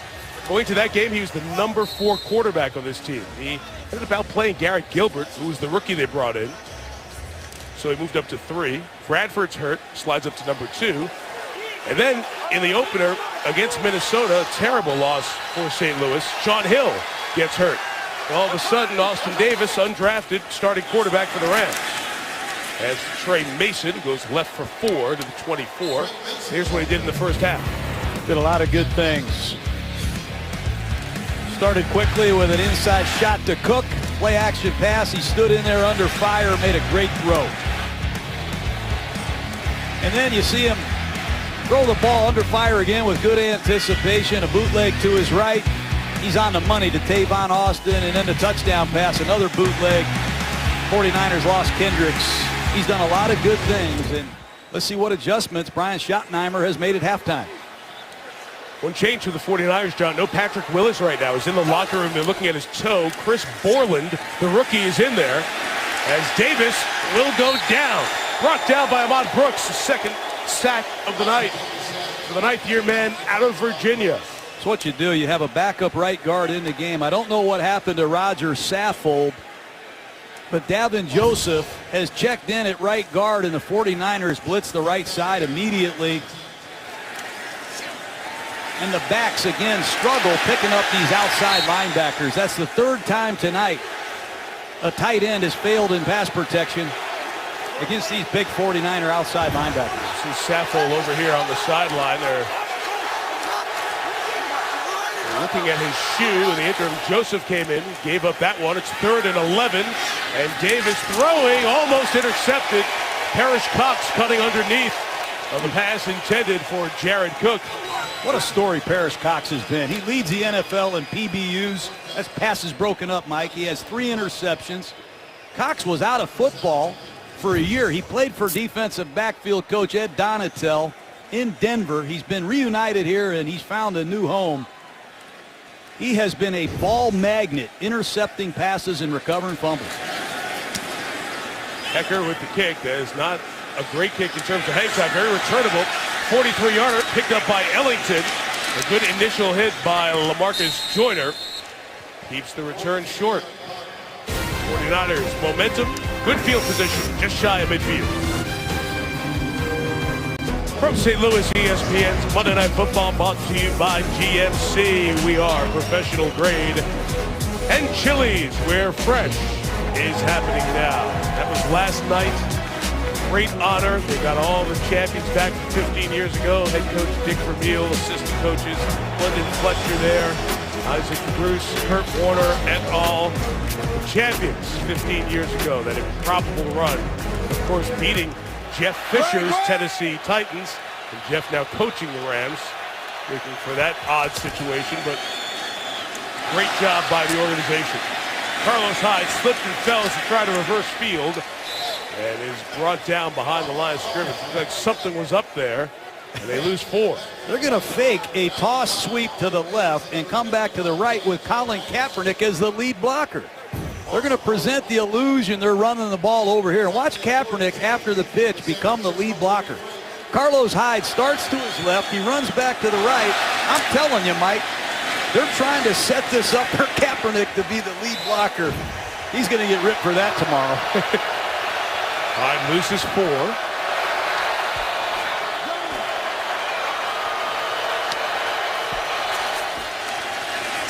Second and 14. That quick toss is complete. Gets most of that first down yards back to Stevie Johnson. Look at Kaepernick on his last drive, Mike. Come out of the locker room, take control of the football game. Quick throw to Stevie Johnson. Left side, well done. Then he stands in there, takes a shot to Frank Gore in one-on-one coverage against Laurinaitis. Beautiful anticipation to Anquan Bolden. Then how about this core strength? Running to your left off the opposite foot, you shoot a bullet of fire to Bolden for his first touchdown of the year. 49ers lead. A good field position after the 3 and out, now facing 3rd and 8. And St. Louis finally get there.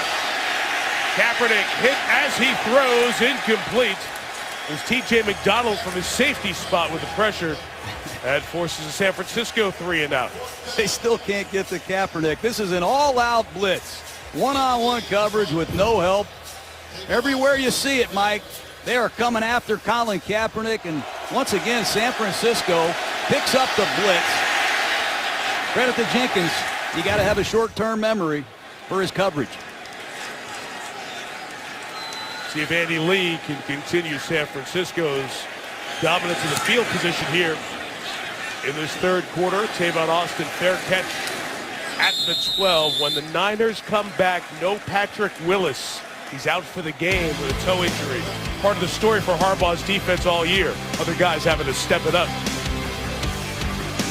No Patrick Willis. He's out with an injury in this game. It's been the story all year. Just run through the San Francisco defense. Biceps injury, Glenn Dorsey. He's been replaced by Ian Williams on the nose for this team this year.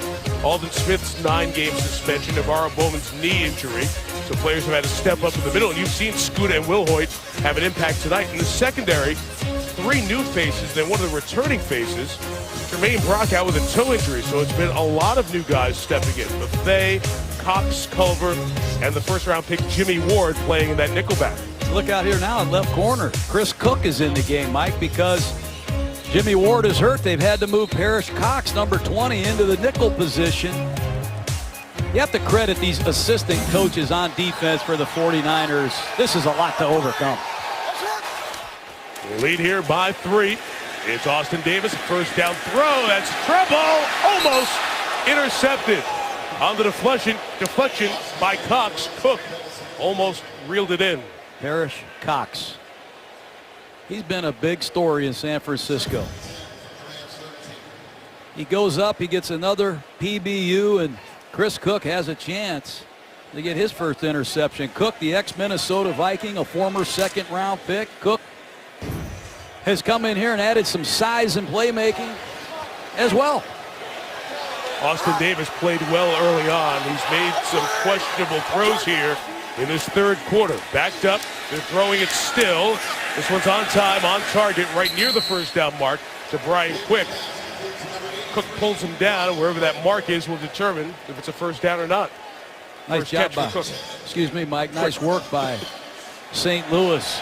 Little bunch formation. Caught the 49ers in a switch. They didn't make it, and nice accurate throw for a critical first down.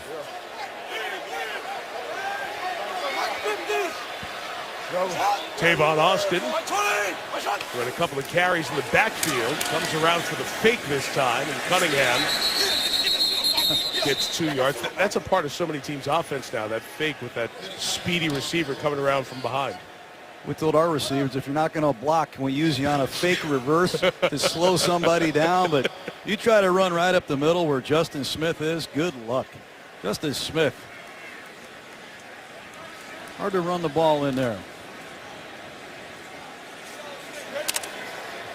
35 years old. A great visit with him yesterday. He's back in the state where he was born, Holtz Summit, Missouri. There's a ranch an hour and a half from here.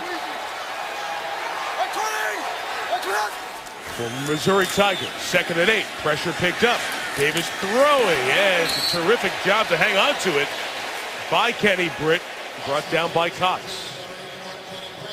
St. Louis is trying everything to get away from Parrish Cox. They're using tight formations, trying to get a rub or a pick to try to free one of these big receivers, and Parrish Cox continues to fight through traffic and be a factor. As you say, great concentration by Britt. 3rd down and 5. San Francisco's been heating up. Austin Davis expect another blitz from the Niners. That pressure's been taking away the deep ball, which has been a big part of Davis's success. Stepping up here on the run, throwing sideline, incomplete. It's Chris Cook that time on the coverage. And the Rams will have to kick it away again after getting just 1 first down. You know, when you're 6 feet or 6'1" at the quarterback position, sometimes you can't see over all these trees. They have knocked Austin Davis off his launching spot repeatedly in this second half.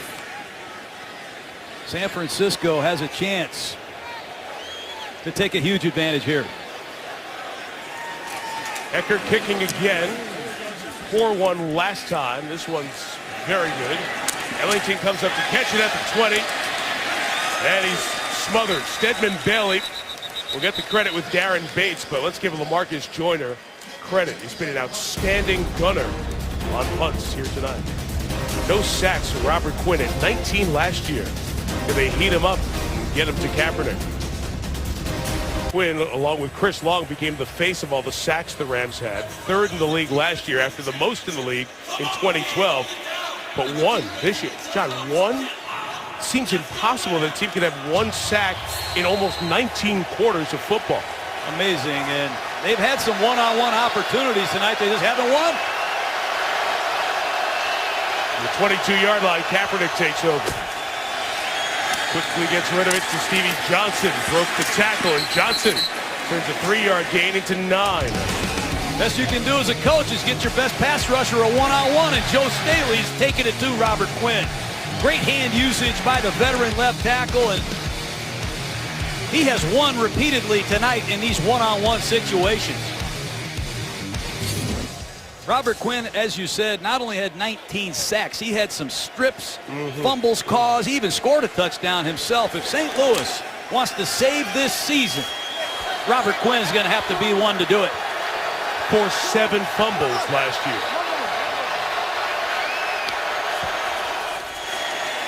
Second and 1. Kaepernick throws. Slant. Johnson. Stevie Johnson having a good game across midfield and a San Francisco first down. You know, a lot of my defensive linemen, Mike, they used to always have these excuses. They put them on their wristband. Hey, they're throwing a quick game. They're using max protection. They're calling too many screens. They're running draw plays. They're chipping me. They're nudging me. You're not giving me a good call. I used to just stand on the sidelines and say, just get there. The Rams got to get there if they want a chance in this game. Clearly, Kaepernick has too much time to throw. And we've heard that from the Rams guys. Those are all the reasons they're not getting there. And now Quinn's getting a break. 2 good completions to Stevie Johnson. First down run, Gore to the left. Nowhere to go, and he's chased down by Eugene Sims for a loss of yardage. Just to put some perspective on that point, if the Rams don't get a sack here in the next 17 minutes, that will be 1 sack in 5 games, and that will be the lowest in the history of the NFL. Few teams had 2 sacks in the first 5 games. That's the basement. That's the floor right now. Rams don't get one in this game. They'll have the worst 5-game sack start in league history. Here's a chance to rush, a 2nd and long. This is where they wanted to be. Problem is, Quinn's not on the field. After the loss of 3, 49ers keep it on the ground with Gore up the middle. McDonald comes up and hits him at the 46-yard line. Well, they're trapping. They're doing so many different things. If you're a young defensive tackle, you don't want to play against the 49ers. Aaron Donald, number 99, gets chop blocked. I thought it was a high-low block. Dangerous blocking inside, but Frank Gore gets hit hard by T.J. McDonald. That's how his dad used to do it right there. And Jeff Fisher, his dad's DB coach as a rookie. We have an injured 49er, Mike Iupati, is on a knee back where the Niners were huddling at their own 48. So as they look at Iupati, we'll step out for a moment. The San Francisco offensive line already missing Anthony Davis. Sees Mike Iupati go to the bench, twice a Pro Bowler. With that left leg injury back in the NFC Championship game. Patrick Willis out on the defensive side. Jimmy Ward has a quad injury. He's questionable to return. Iupati wants to go in. The athletic training staff making sure he's okay. Joe Looney in the interim as San Francisco faces this 3rd down. Got to keep an eye on Brandon Lloyd at the bottom of the screen. Pressure, Kaepernick stepping up, and he finds Bolden. On 3rd downs, you just can't lose Bolden. 1st down, San Francisco. This man is one tough human being.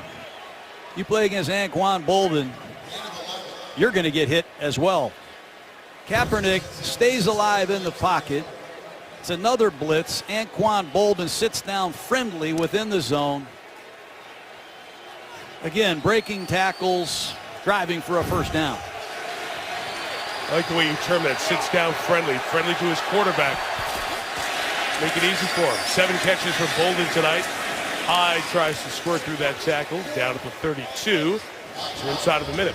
I wonder if the 49ers get the pick twice in every round. They have so many backs. Remember, they had Kendall Hunter, they had LaMichael James.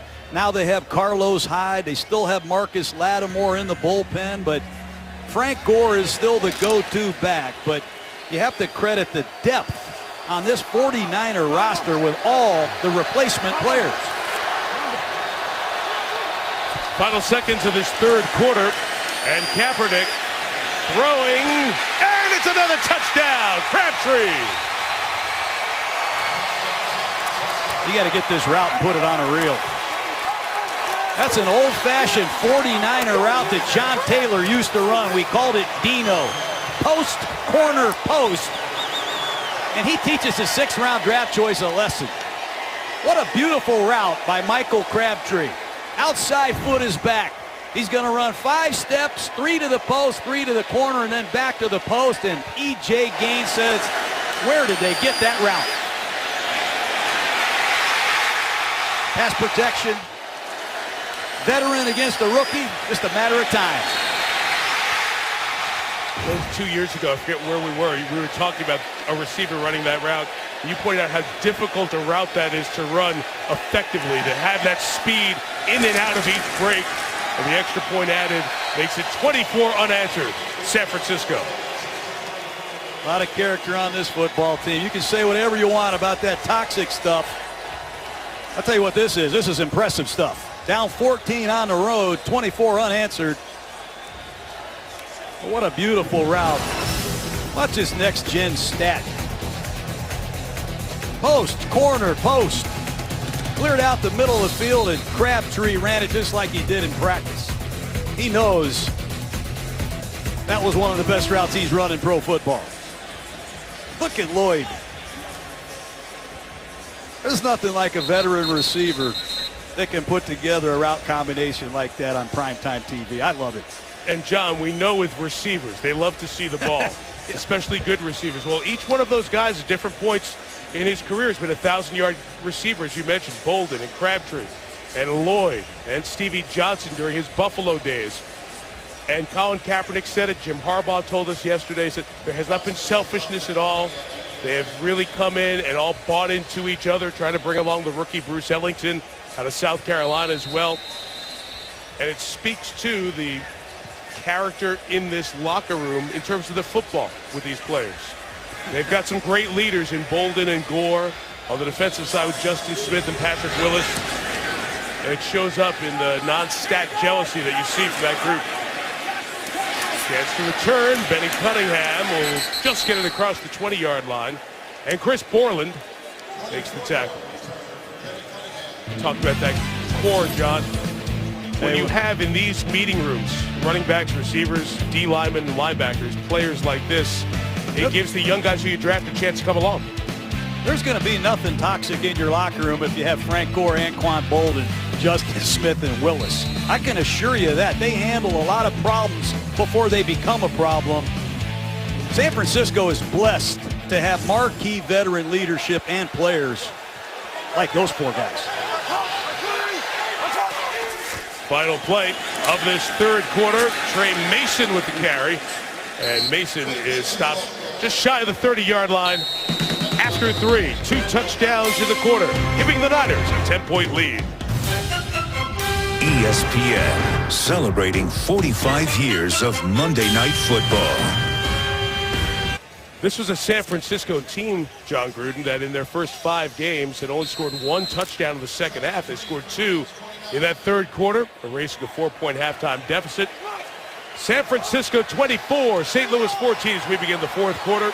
Mike Tirico, John Gruden, Lisa Salters with you here at the Edward Jones Dome. Mason back-to-back carries. That one will get the rookie a first down to 32.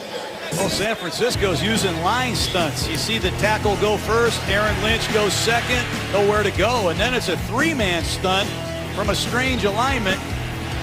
Davis can't set his feet, and they've repeatedly used these line stunts to obstruct Davis's vision, and they've had great success. Don't be surprised if you see another one right here, Mike. Davis is 2 for 5 with 13 yards and a sack in his second half.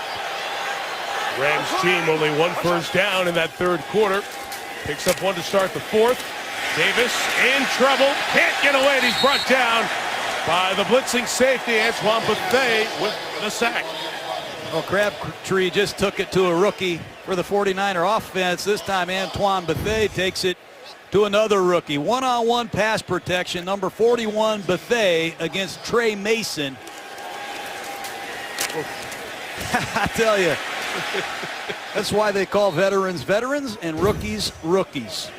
San Francisco's veteran football players are stepping up on the road here in St. Louis.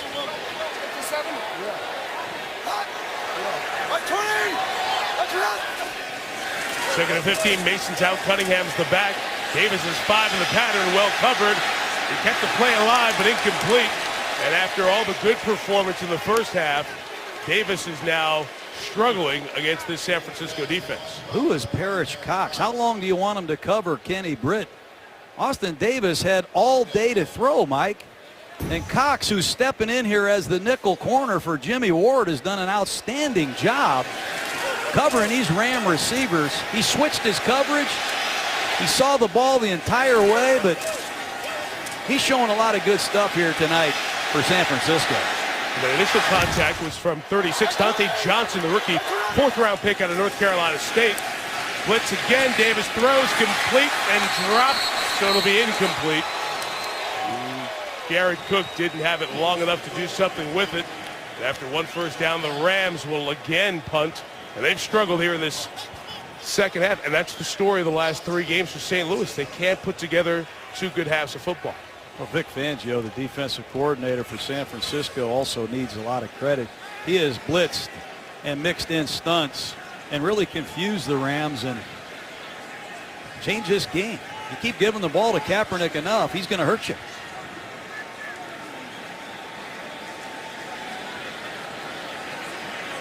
Davis standing on the edge of the field at the 25-yard line, inbounds. And now a whistle comes. The 49ers. Delay game. Offense. 5-yard penalty. Did you hear Still Cook? fourth down. Yeah. Cook standing right there. Chris It's a Cook. nice try. Yeah. Davis standing right there and standing inbounds. Rams trying to perhaps pull a similar thing to what Cleveland did with Johnny Manziel. Remember, that Manziel play that he tried was illegal because he was hiding out in the bench area. That was outside of the bench area, outside of the 32-yard lines on each side. So Davis would have been legally in the game there, and they could have run a fake to him. It doesn't work out. It's a long kick by Hecker, and the Rams will down it just outside the 20. It'll be marked at the 21. St. Louis looking for anything to get something going. Niners taking control. ESPN's Monday Night Football is brought to you by Autotrader.com. Land a great deal on your perfect car at Autotrader.com. NFLShop.com. Find the largest selection of NFL products and the official store of the NFL. And X-Men Days of Future Past. Get it on digital HD at all digital retailers today. Joe Montana, the 49ers, so much a part of the history of Monday Night Football. Most wins in the history of this series with 45 as we bring you the 700th game in Monday Night history here tonight from St. Louis. The Niners taking over with Gore from their own 22. As good a back as you can have to protect a 10-point lead 2 minutes into the fourth. I think they've seen enough L.A., St. Louis when Jerry Rice was playing, and now all St. Louis are Gore and Bolden. They've seen enough of these guys. Yeah, I've seen guys terrorize the Rams. Nobody did it like Jerry Rice. Happy 52nd birthday. If you're watching Jerry, I know you are. The Rams don't miss you.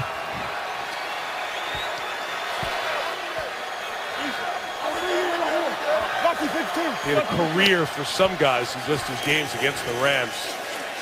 2nd and 4. It's a Kaepernick throw towards Crabtree. It was being held on to a good part of the way by Janoris Jenkins, and cue the disbelieving Jim Harbaugh on the sideline. This is a back shoulder throw to Crabtree against Jenkins. I don't know what is and what isn't going to be called, Mike, when it comes to pass interference. That looked like a lot more than nothing. Certainly had a full handful of the shoulder pad there. Hyde is the back, 3rd and 4.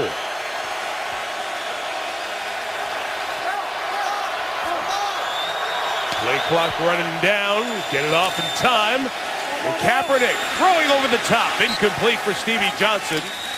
And the Rams needed that 3 and out in the worst way. Speaking of pass interference and penalties, it's been the story tonight. It's 14-3 Rams. This play was ruled as pass interference on the offense. And right after that, Kaepernick throws a bomb to turn this game around. Then there's another pass interference call against T.J. McDonald, and it turns into another touchdown for the 49ers. Most disputed call in football has always been pass interference, and it is tonight. Andy Lee turns one over to the sideline, too. That's a great kick. 55 yards, and Tavon Austin couldn't do anything with it. Ideal. Struggle in the second half for Davis. Can he find the magic that he had in Philly 8 days ago? Welcome back to St. Louis. It's been 7 weeks since police in San Jose, California responded to a 911 call at the home of 49ers defensive tackle Ray McDonald and found McDonald's pregnant fiance, who also lives at the home with what's described in the police report as visible injuries. McDonald was arrested on felony domestic violence charges and was released later that same day after posting $25,000 bail. The Santa Clara County District Attorney's Office is now handling the case and has said that it will decide whether criminal charges are warranted or if the case requires further investigation. But in the meantime, in the weeks since the arrest, McDonald has continued to be with the team at practices and in uniform on game day, despite calls from some, including 49ers legends Steve Young and Jerry Rice, that he should not be playing. Jim Harbaugh, team CEO Jed York, and GM Trent Baalke have all said that they want to respect due process while the investigation is ongoing. But as our Chris Mortensen first reported last month, team officials say they are also prepared to suspend McDonald or terminate his contract if charges are filed. Mike? At least it's all played out amidst the controversy surrounding Ray Rice and Greg Hardy. And the whole due process conversation, part of the league punishment of players they'll continue to look at. Deep ball shot by Davis for Quick is incomplete. Buffet and Culliver in the coverage, and it will be 3rd down and 10 with 12:06 left here in the 4th. This is a top-ranked defense in football. I don't care who's playing. They do an excellent job defending the run. They've had 35 passes attempted against them of over 20 yards, Mike, and only 6 are complete. So Parrish Cox, Antoine Buffet, and the Pro Bowl safety Eric Reed say, bring it on. The variety the Rams showed offensively in the first half has not been here since the middle of the second quarter, in part because the pressure the 49ers have gotten on Davis. And there it is again. On the run, he's launching deep, but the receiver didn't break with him, and the pass will fall harmlessly to the turf. Kenny Britt didn't read it, and Davis, after the hot start, has missed his last 6 passes. Well, it's 2 deep coverage and man-to-man underneath, and you're going to see Austin Davis escape containment. Another stunt. Your wide receivers have to stay alive down the field. Kenny Britt quit on that route. That's what happens when you have a new quarterback with new receivers. Down 10. Not good. Very high, not deep kick by Hecker. Ellington runs up to make the fair catch on a 39-yard kick, and they'll grab it around the 43. 24 in a row as San Francisco, 12 minutes from a win. How about what's going on with the Cardinals? With the great stories, Bruce Arians continuing that charge just shy of the playoffs last year, 4-1 atop the division. Dallas, we'll see them in 2 weeks against Washington. They go out and beat Seattle in Seattle. Impressive running game, so the 49ers chance to move a half-notch ahead of Seattle and behind Arizona. They can hold on to this 10-point lead here in the 4th. Frank Gore left for a yard for the Rams. It's one of the reasons they put their young rookies, all rookies are young, their young players in the game, not Austin Davis, the undrafted one, but Aaron Donald on the defensive line and Robinson on the offensive line. San Francisco tonight, Seattle on Sunday. If we're growing with these young guys, let's find out how they're going to do against the teams eventually they'll have to beat in this division. It's a physical division, no doubt, and Greg Williams, the defensive coordinator, is going to unleash some blitzes pretty quick. Second down, Kaepernick on the move, smoothly to Davis. Vernon Davis taken down at the 39, 1st down, gain John of 17. It's just too easy. Kaepernick with 318 yards passing, a bootleg from left to right. No one covered Vernon Davis. Just too easy, Mike. And as I said earlier, it's a time in the game where Greg Williams is going to start taking some chances. He's going to blitz. Second best passing yardage game for Kaepernick. The Packer game to open last year, he was over 400 yards. Gore had nothing open, so it comes back and he'll lose a yard. James Laurinaitis made that tackle. Laurinaitis was on the bus with you. We know his dad was the wrestler. He was a great hockey player in Minnesota. That's one of the guys who's come to define what is good and why there's always hope around this Rams team. Yeah, you get in this division, you see Bobby Wagner in Seattle, you got Willis and Bowman here in San Francisco. People forget about James Laurinaitis. Unfortunately, he just hasn't been able to get on a team that wins. And this is very frustrating to him, I know. Somebody's got to make a play in a hurry.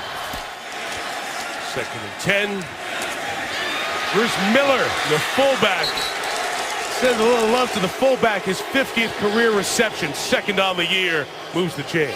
With his blown coverages, it's an old-fashioned favorite of mine, a little Spider 2Y banana. And who's the primary, Mike?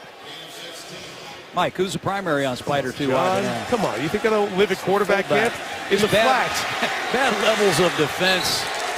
Say what you want about young players in the secondary. Are they good players? Can they be great players? San Francisco is taking it to them right now. Especially with a 10-point lead, don't ever think about throwing it to the Venus. Right? You learn quick. All right. Have my degree. Gruden's quarterback camp.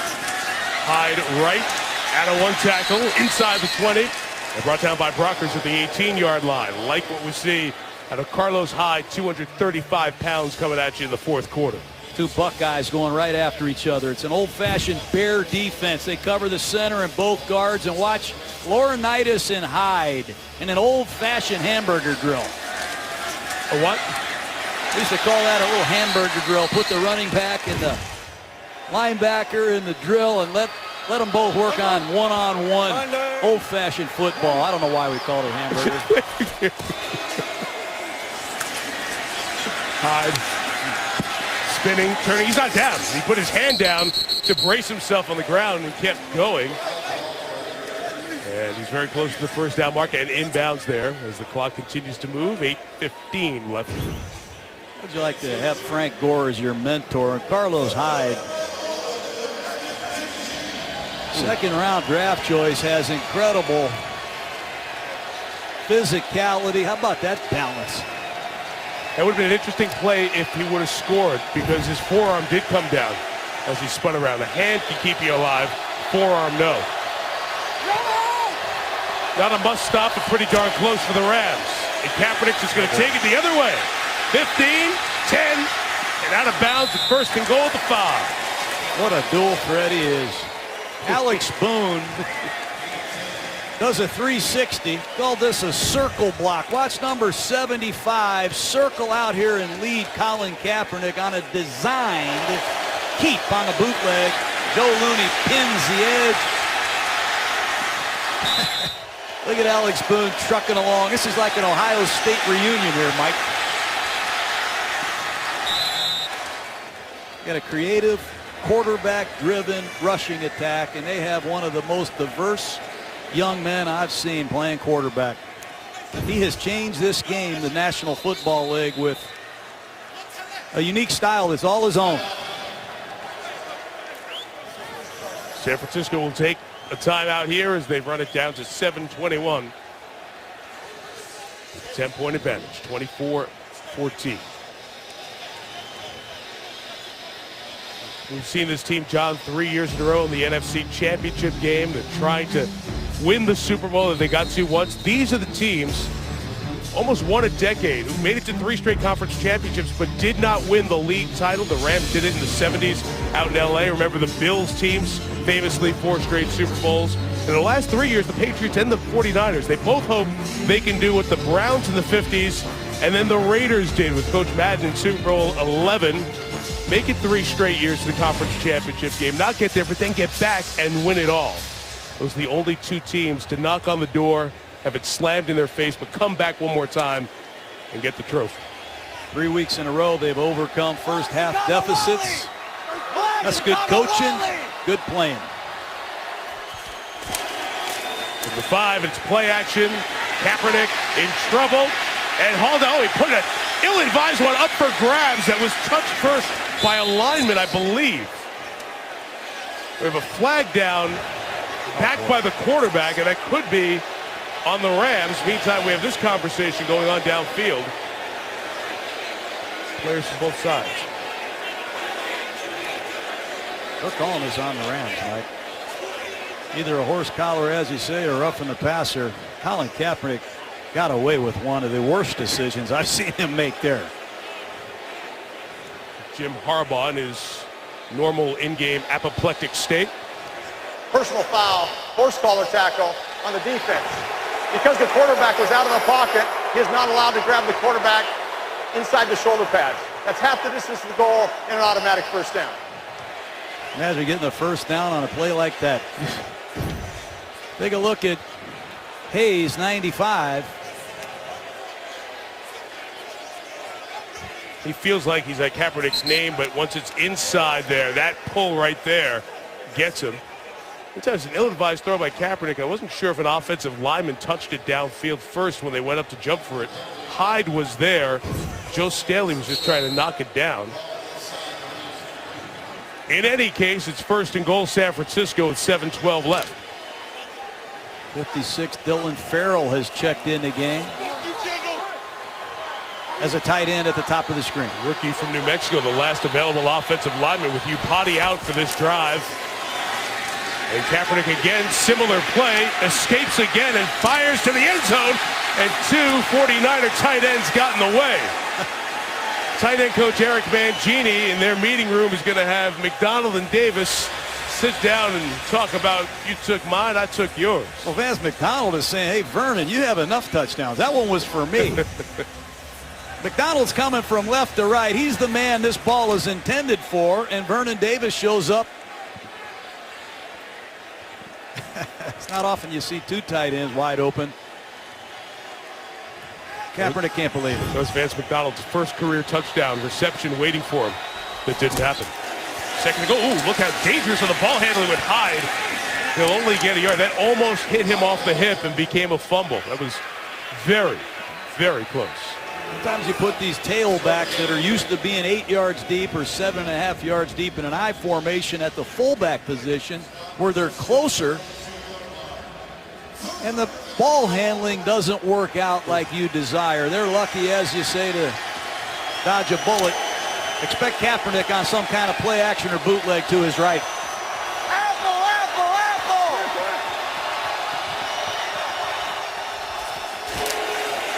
Handing Hyde, left side. Well, good job by that Rams defense to keep their team in the game. Jolon Dunbar. With that hit, here comes fourth down. Let's see what Harbaugh will decide to do as the clock spins under 6 minutes. They're going for it.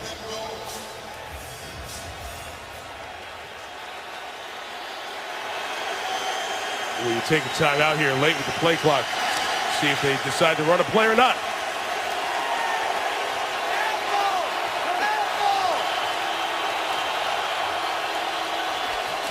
They will. It's Hyde again inside. Oh, I think he's stopped. He is short.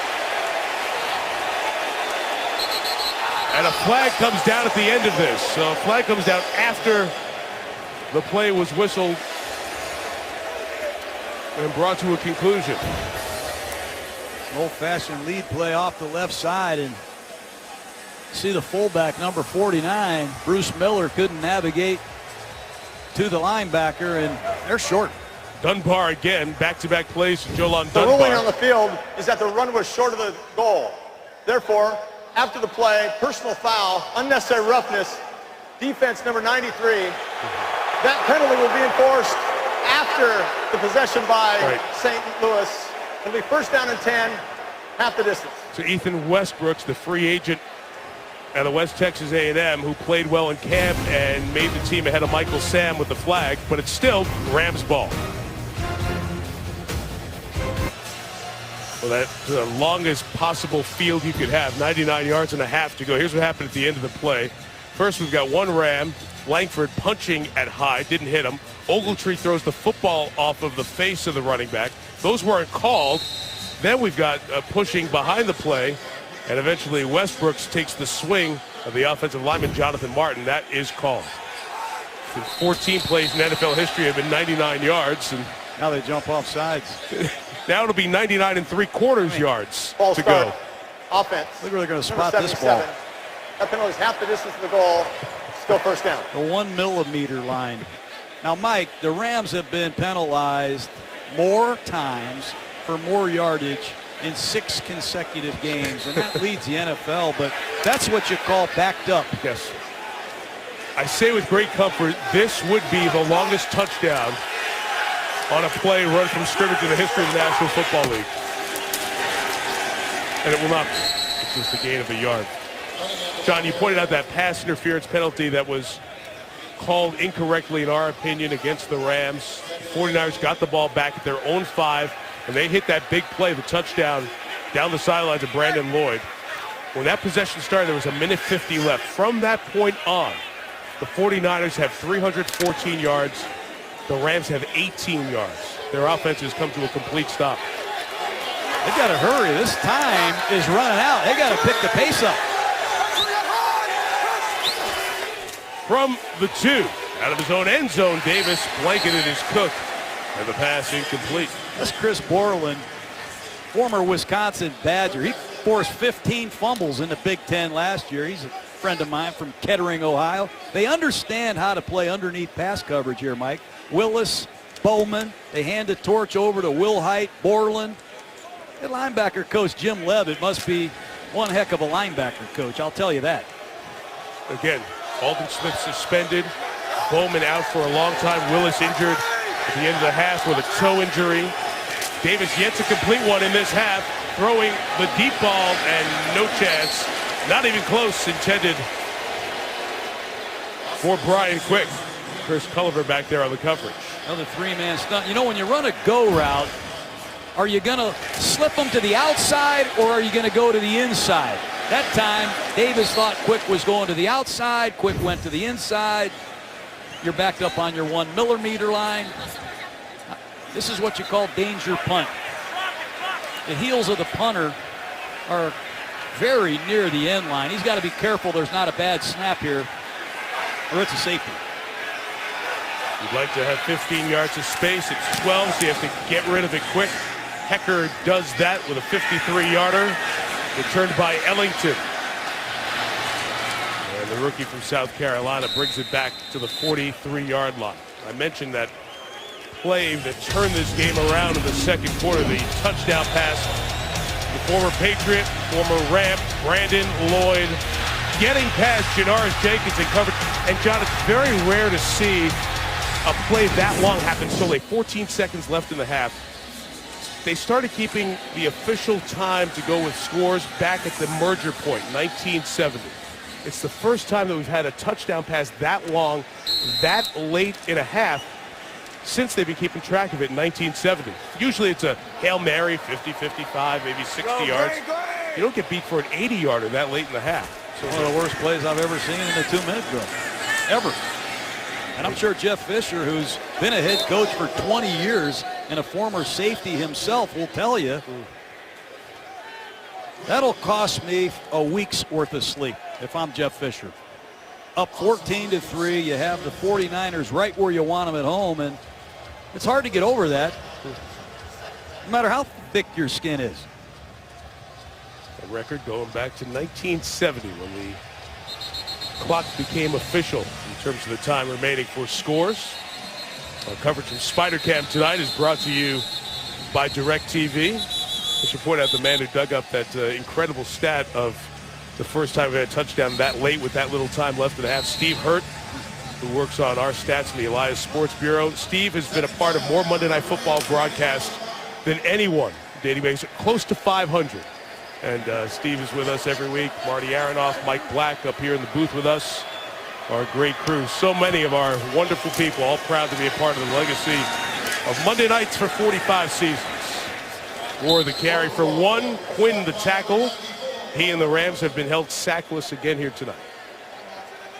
Steve Hurt, he taught me a word called a synonym. You know, Coach Harbaugh told me that Frank Gore, and Anquan Bolden are stalwarts, and I didn't know what a stalwart was. Come so your on. friend, You didn't know that? friend Steve Hurt told me, look up the synonym of stalwart. See, Stop while you're ahead. Look at Bolden. He's a stalwart. He's determined. He's courageous. He's athletic and valiant. Was that the day they were installing offense at Dayton when they went over synonyms and stalwart? I tell you, Steve Hurt, you've trained me not quite as well as Tirico. 3rd and 11 for Kaepernick, who will throw sideline. Crabtree dots the feet, caught it, but it's short of the first down. It's a tremendous grab nonetheless by Michael. And Kaepernick, John, who at times doesn't throw the ball well when they have to come out and just get it on time. He's been very good with the throws here tonight. This is a rocket. I mean, Crabtree gets his head around just in time and gets 2 feet in. It looks easy, but Colin Kaepernick ripped this one. These 49er receivers, it's a good thing they got a lot of veterans that have caught numerous passes because this kid can rip it. I'm sorry, that left foot barely grazed the top of the turf. They're going to go for it on 4th and 1. And a run with Gore, and he's stopped again, so twice now. The Rams defense has stopped San Francisco on 4th and 1. And they will get the ball back, still with hope in this 10-point game. And John, that's the man inserted into the lineup, Aaron Donald. Number 99, Aaron Donald. This great get off and an excellent play the Rams desperately needed. St. Louis has to jump into the 2-minute offense. They have no choice. They need one score of any kind. It's a 2-possession game. Let's see if Austin Davis can do what he did last week against Philadelphia, Mike. He was great in the 2-minute against the Eagles. Davis's throw here complete to Tavon Austin, gain of 8. Rams that 1 timeout remaining. They're down 34-7 last week in Philadelphia. He made it a 34-28 game. Every game of young Austin Davis's career has gone down to the last possession. That was his first completion of this second half. He was throwing middle. A lot of bodies colliding there, and it's a catch by Cook at the 46-yard line. 3:45 to go. Referee lucky to get out of the way on that one. And San Francisco needs to find some kind of rush. They are limited in terms of personnel, and Aaron Lynch at the top of the screen, Brooks at the bottom. With Jimmy Ward, their nickel, out of the game. Davis looking middle, and it's almost intercepted, deflected by Chris Borland, who's in for Willis. San Francisco playing a lot of zone coverage. Watch the linebackers, how deep they drop. They're going to let you check the ball down. I'd be surprised if Davis doesn't get to a back on an outlet or a screen of some kind to take advantage of this loose zone coverage that the 49ers are playing. Almost feels like a preseason game. You see Willis and Bowman on the sideline for the Niners. You see so many faces. Blitz picked up. Davis throws, crossing underneath. Pettis accelerates to the sideline, and he'll pick up the first down at the 35. 3:22 left. Rams still alive. Nice job by Austin Davis. He read the blitz. He got to his quick receiver. Not a lot of people have stuck around. This Ram crowd these fans don't have much faith in this Ram football team.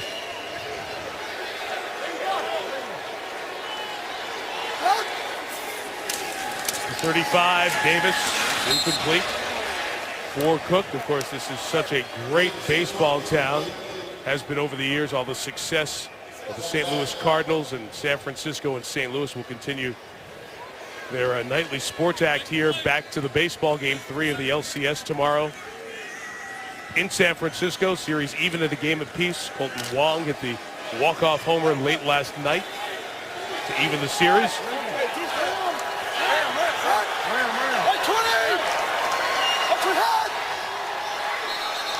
Second and 10, and a Ram flinched. Jared Cook, the tight end.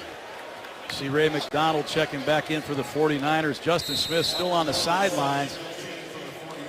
They've got some fresh rushers in there. You see number 83, DeMarcus Dobbs. Scuda has gone over the guard to rush. 49ers running out of bodies. Do they have enough to finish this game? From the 40, twisting 4-man rush. They hit Davis as he throws. It's caught at the 21-yard line. He hung in there to deliver it to Kenny Britt. 3:10 still going. Great job by Austin Davis. Under fire. He gets hit right as that ball's delivered. Good anticipation, and a field goal looms large too, Mike. Get points, whatever you do. Still time to run it. They do with Cunningham. Only to the 20-yard line. Didn't get to the 19. It's 2:45. They ran the ball there because San Francisco is playing such a loose zone coverage. Oh, Cook was open. He broke open as there was miscommunication on the route by San Francisco, and Davis, whose accuracy has been praised in his first 3 starts, off there. That's a score. Kenny Britt cleared out the deep zone. They have Jared Cook wide open to the corner. He might score. Ball's just overthrown. If they don't get the first down here, Mike, they've got to kick the field goal to make it a 1-possession game.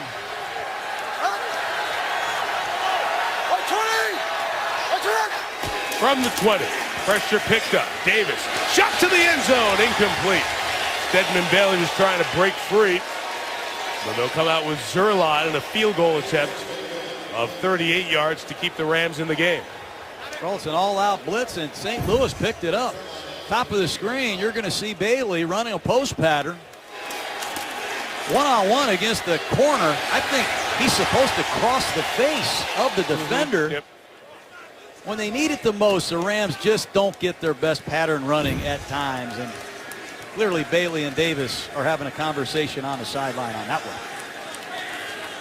One of the strongest legs in the league, Greg Zuerlein, just needs to be accurate from 38. He knocks it through, and given that St. Louis has only one timeout left, we're likely looking at an onside kick with 2:24 to go.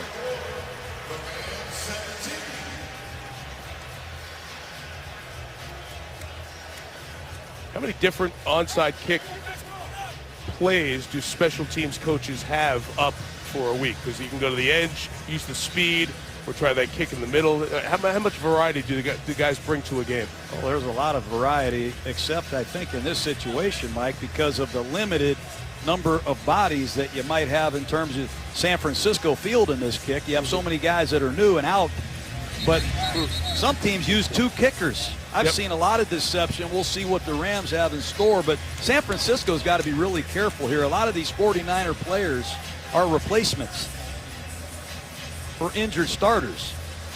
Bolden comes out, Ellington out, and the kicker Zuerlein does most of the kickoffs, but they have Hecker, the punter, out here for this. To your point of the variety of different ways you can do this. Well, you can kick it up top, and that's what the kicker is going to do. He's going to look up top and see what the numbers situation is. He can look down here and figure out what the numbers are like, and he might even middle dribble it to himself. See if San Francisco uses a timeout once they see how the setup has been put out there for St. Louis, and they do. And Jim Harbaugh, like Brad Seeley, who's been in the league a quarter of a century, has been the very good special teams coach with Indiana and the Jets, Indianapolis and the Jets, and Carolina, New England, Cleveland, and now here. Saw the alignment, and we'll see if St. Louis makes an adjustment as well. Saturday, Florida State and Notre Dame in Tallahassee. In the past, these were elimination games for the college football championship, but with the 14 playoff, can one of those teams absorb a loss and still go? A lot will be said of what happened to the SEC. In any case, it's a great setting. Notre Dame in prime time down in Tally. All the stories around Jameis Winston, that will develop during the week. Chris Fowler, Kirk Herbstreit, the Game Day crew pregame, and those guys will have it for you on your ABC station Saturday night.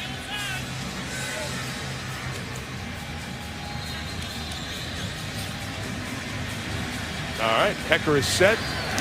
He'll go to the other side here after lining up to the right. Slicing across to the left. It's Stevie Johnson, who is hurt on the play as well. I hate seeing that. And the Rams are medical staff over there to just keep Johnson from getting up for a second. He got that, and he got hit immediately by Darren Bates chasing down after the ball. 49er ball. We'll check on the injured Stevie Johnson in a moment.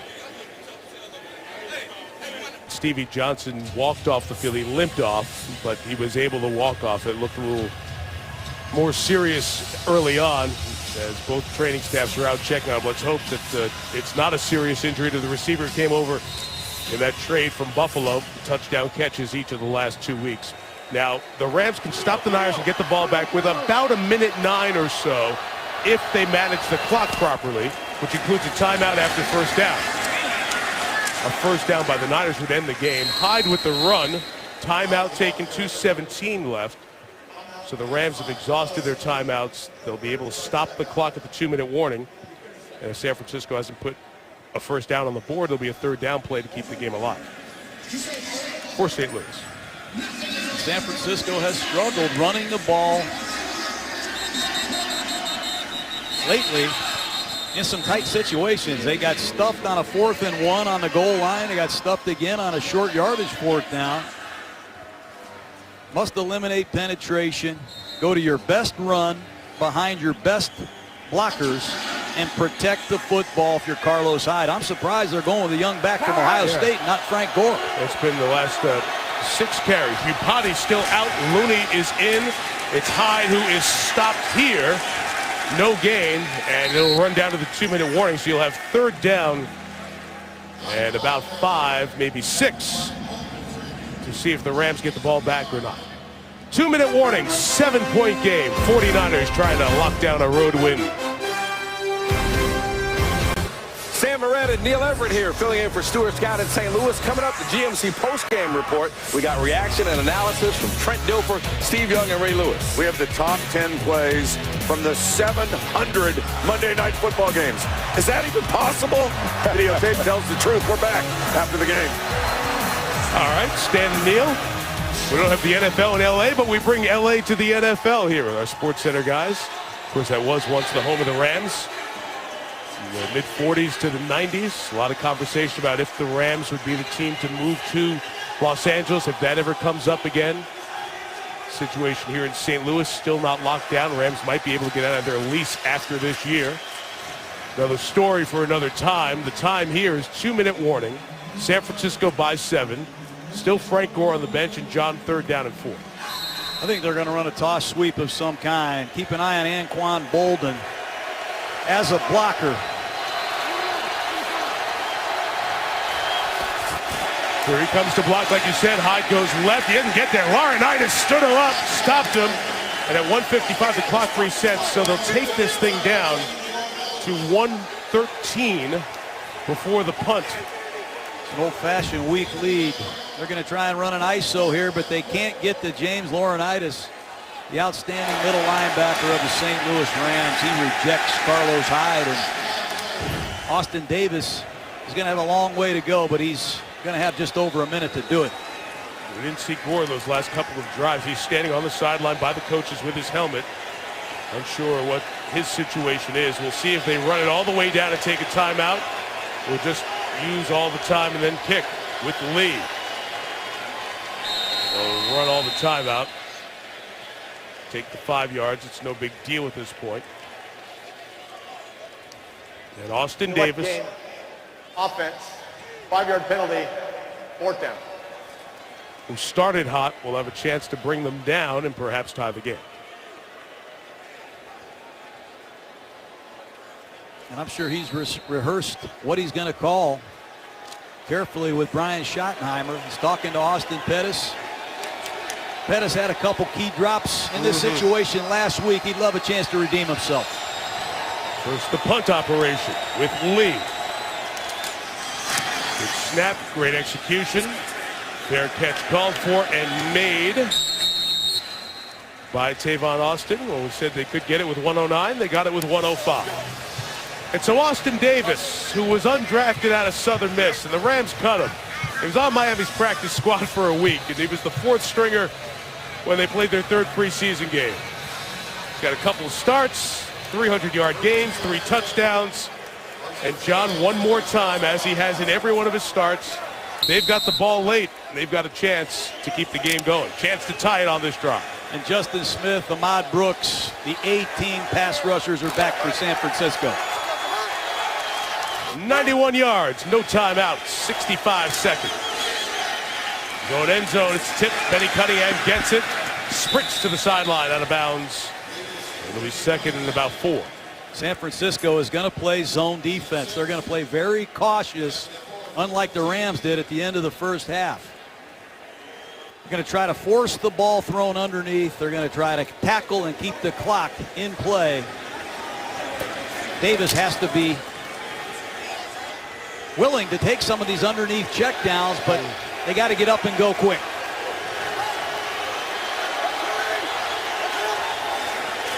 From the 15, first look covered. Davis throws an interception, and Dante Johnson takes it in for a touchdown. That is the 3rd game like that this week in the NFL.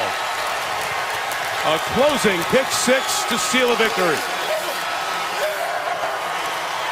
That's the 5th run back for a touchdown against the Rams this year. And another young, unknown secondary player for the 49ers ices this game. 4th round pick out of NC State, Dante Johnson. Jim Harbaugh goes down to greet him.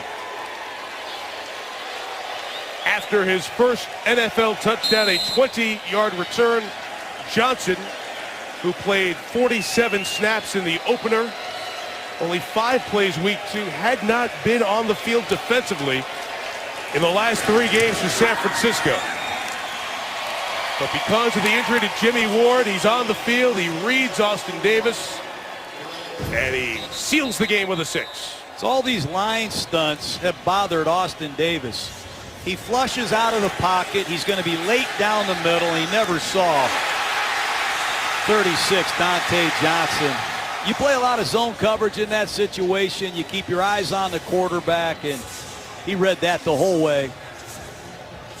But these line stunts have really bothered Austin Davis and this Ram offensive line throughout this second half. And San Francisco went deep into their roster tonight, Mike. They used every man they had on the roster, and I don't think Dante Johnson expected himself to be celebrating on Monday Night Football like that.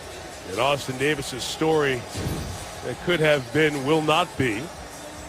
Johnson, who scored the touchdown at North Carolina State, majored in sports management and business administration in the summer before his senior year. He was interning with a firm that did some PR. And one of the things he got to do was work with the flavored mouthpiece company that Colin Kaepernick uses. Flavored mouthpiece? Yes. Try one during the game. It's very helpful. So you saw Kaepernick run over to him. The two, he's had a relationship before becoming 49ers. Here's Cunningham on the kick return. And Betty Cunningham will take it to the 28-yard line. So keep an eye on Johnson. He's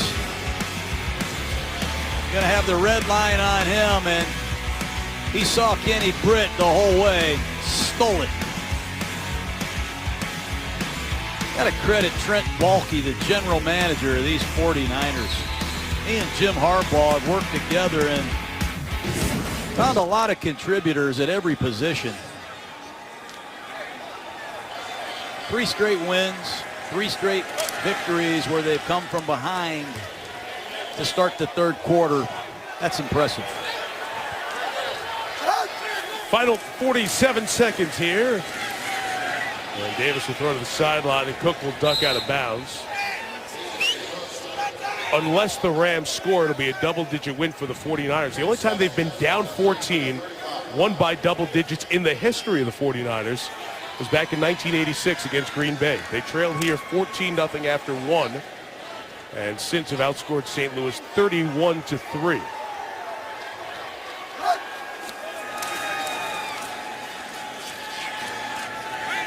Davis to Tavon Austin. Will Hoyt makes the tackle. Will Hoyt, who played in the UFL for the Nighthawks of Omaha. So he'll be very comfortable playing against Peyton Manning on Sunday when Denver plays San Francisco, and Peyton's yelling, Omaha, Omaha. That's where Will Hoyt played before San Francisco. Mike, you're trying hard, man. I'll tell you about Will Hoyt, though. He didn't even play linebacker at Washburn College. He spent 6 years there learning how to play football, and he was a safety. Then he had to play for the Omaha Nighthawks. That's the first time he ever played linebacker. Now he's taken over for the great Navarro Bowman, and he's a heck of a football player. And 3 years ago, he was selling sneakers at a mall in Topeka, Kansas. Stacy takes it to the 40-yard line. So Seattle comes in here on Sunday after their loss to Dallas. And that's what's next. This is such a gauntlet for St. Louis. 7 straight games against teams that had double-digit wins last year. 5 of them coming on the road. They go after Seattle next week. St. Louis goes to Kansas City. They'll turn around, play the Niners again. They play at Arizona, Denver, and then at San Diego. For the 2 teams at the bottom of the West, the AFC and the NFC West, Oakland and St. Louis, what a tough schedule this is as San Francisco takes its final timeout with 4 seconds left. The NFC West plays the AFC West this year, so they've got to play those heavyweight teams, KC, San Diego, Denver, Seattle, Arizona, and San Francisco. It's a tough road to hoe this year. Next Monday, we're in Pittsburgh. Excited to see J.J. Watt and Ben Roethlisberger on the field, a whole bunch. I wonder what the Steelers' offense will find, as they did not look very good in Cleveland. Houston and Pittsburgh next Monday night, 8:15 Eastern. Countdown at 6. Pittsburgh time.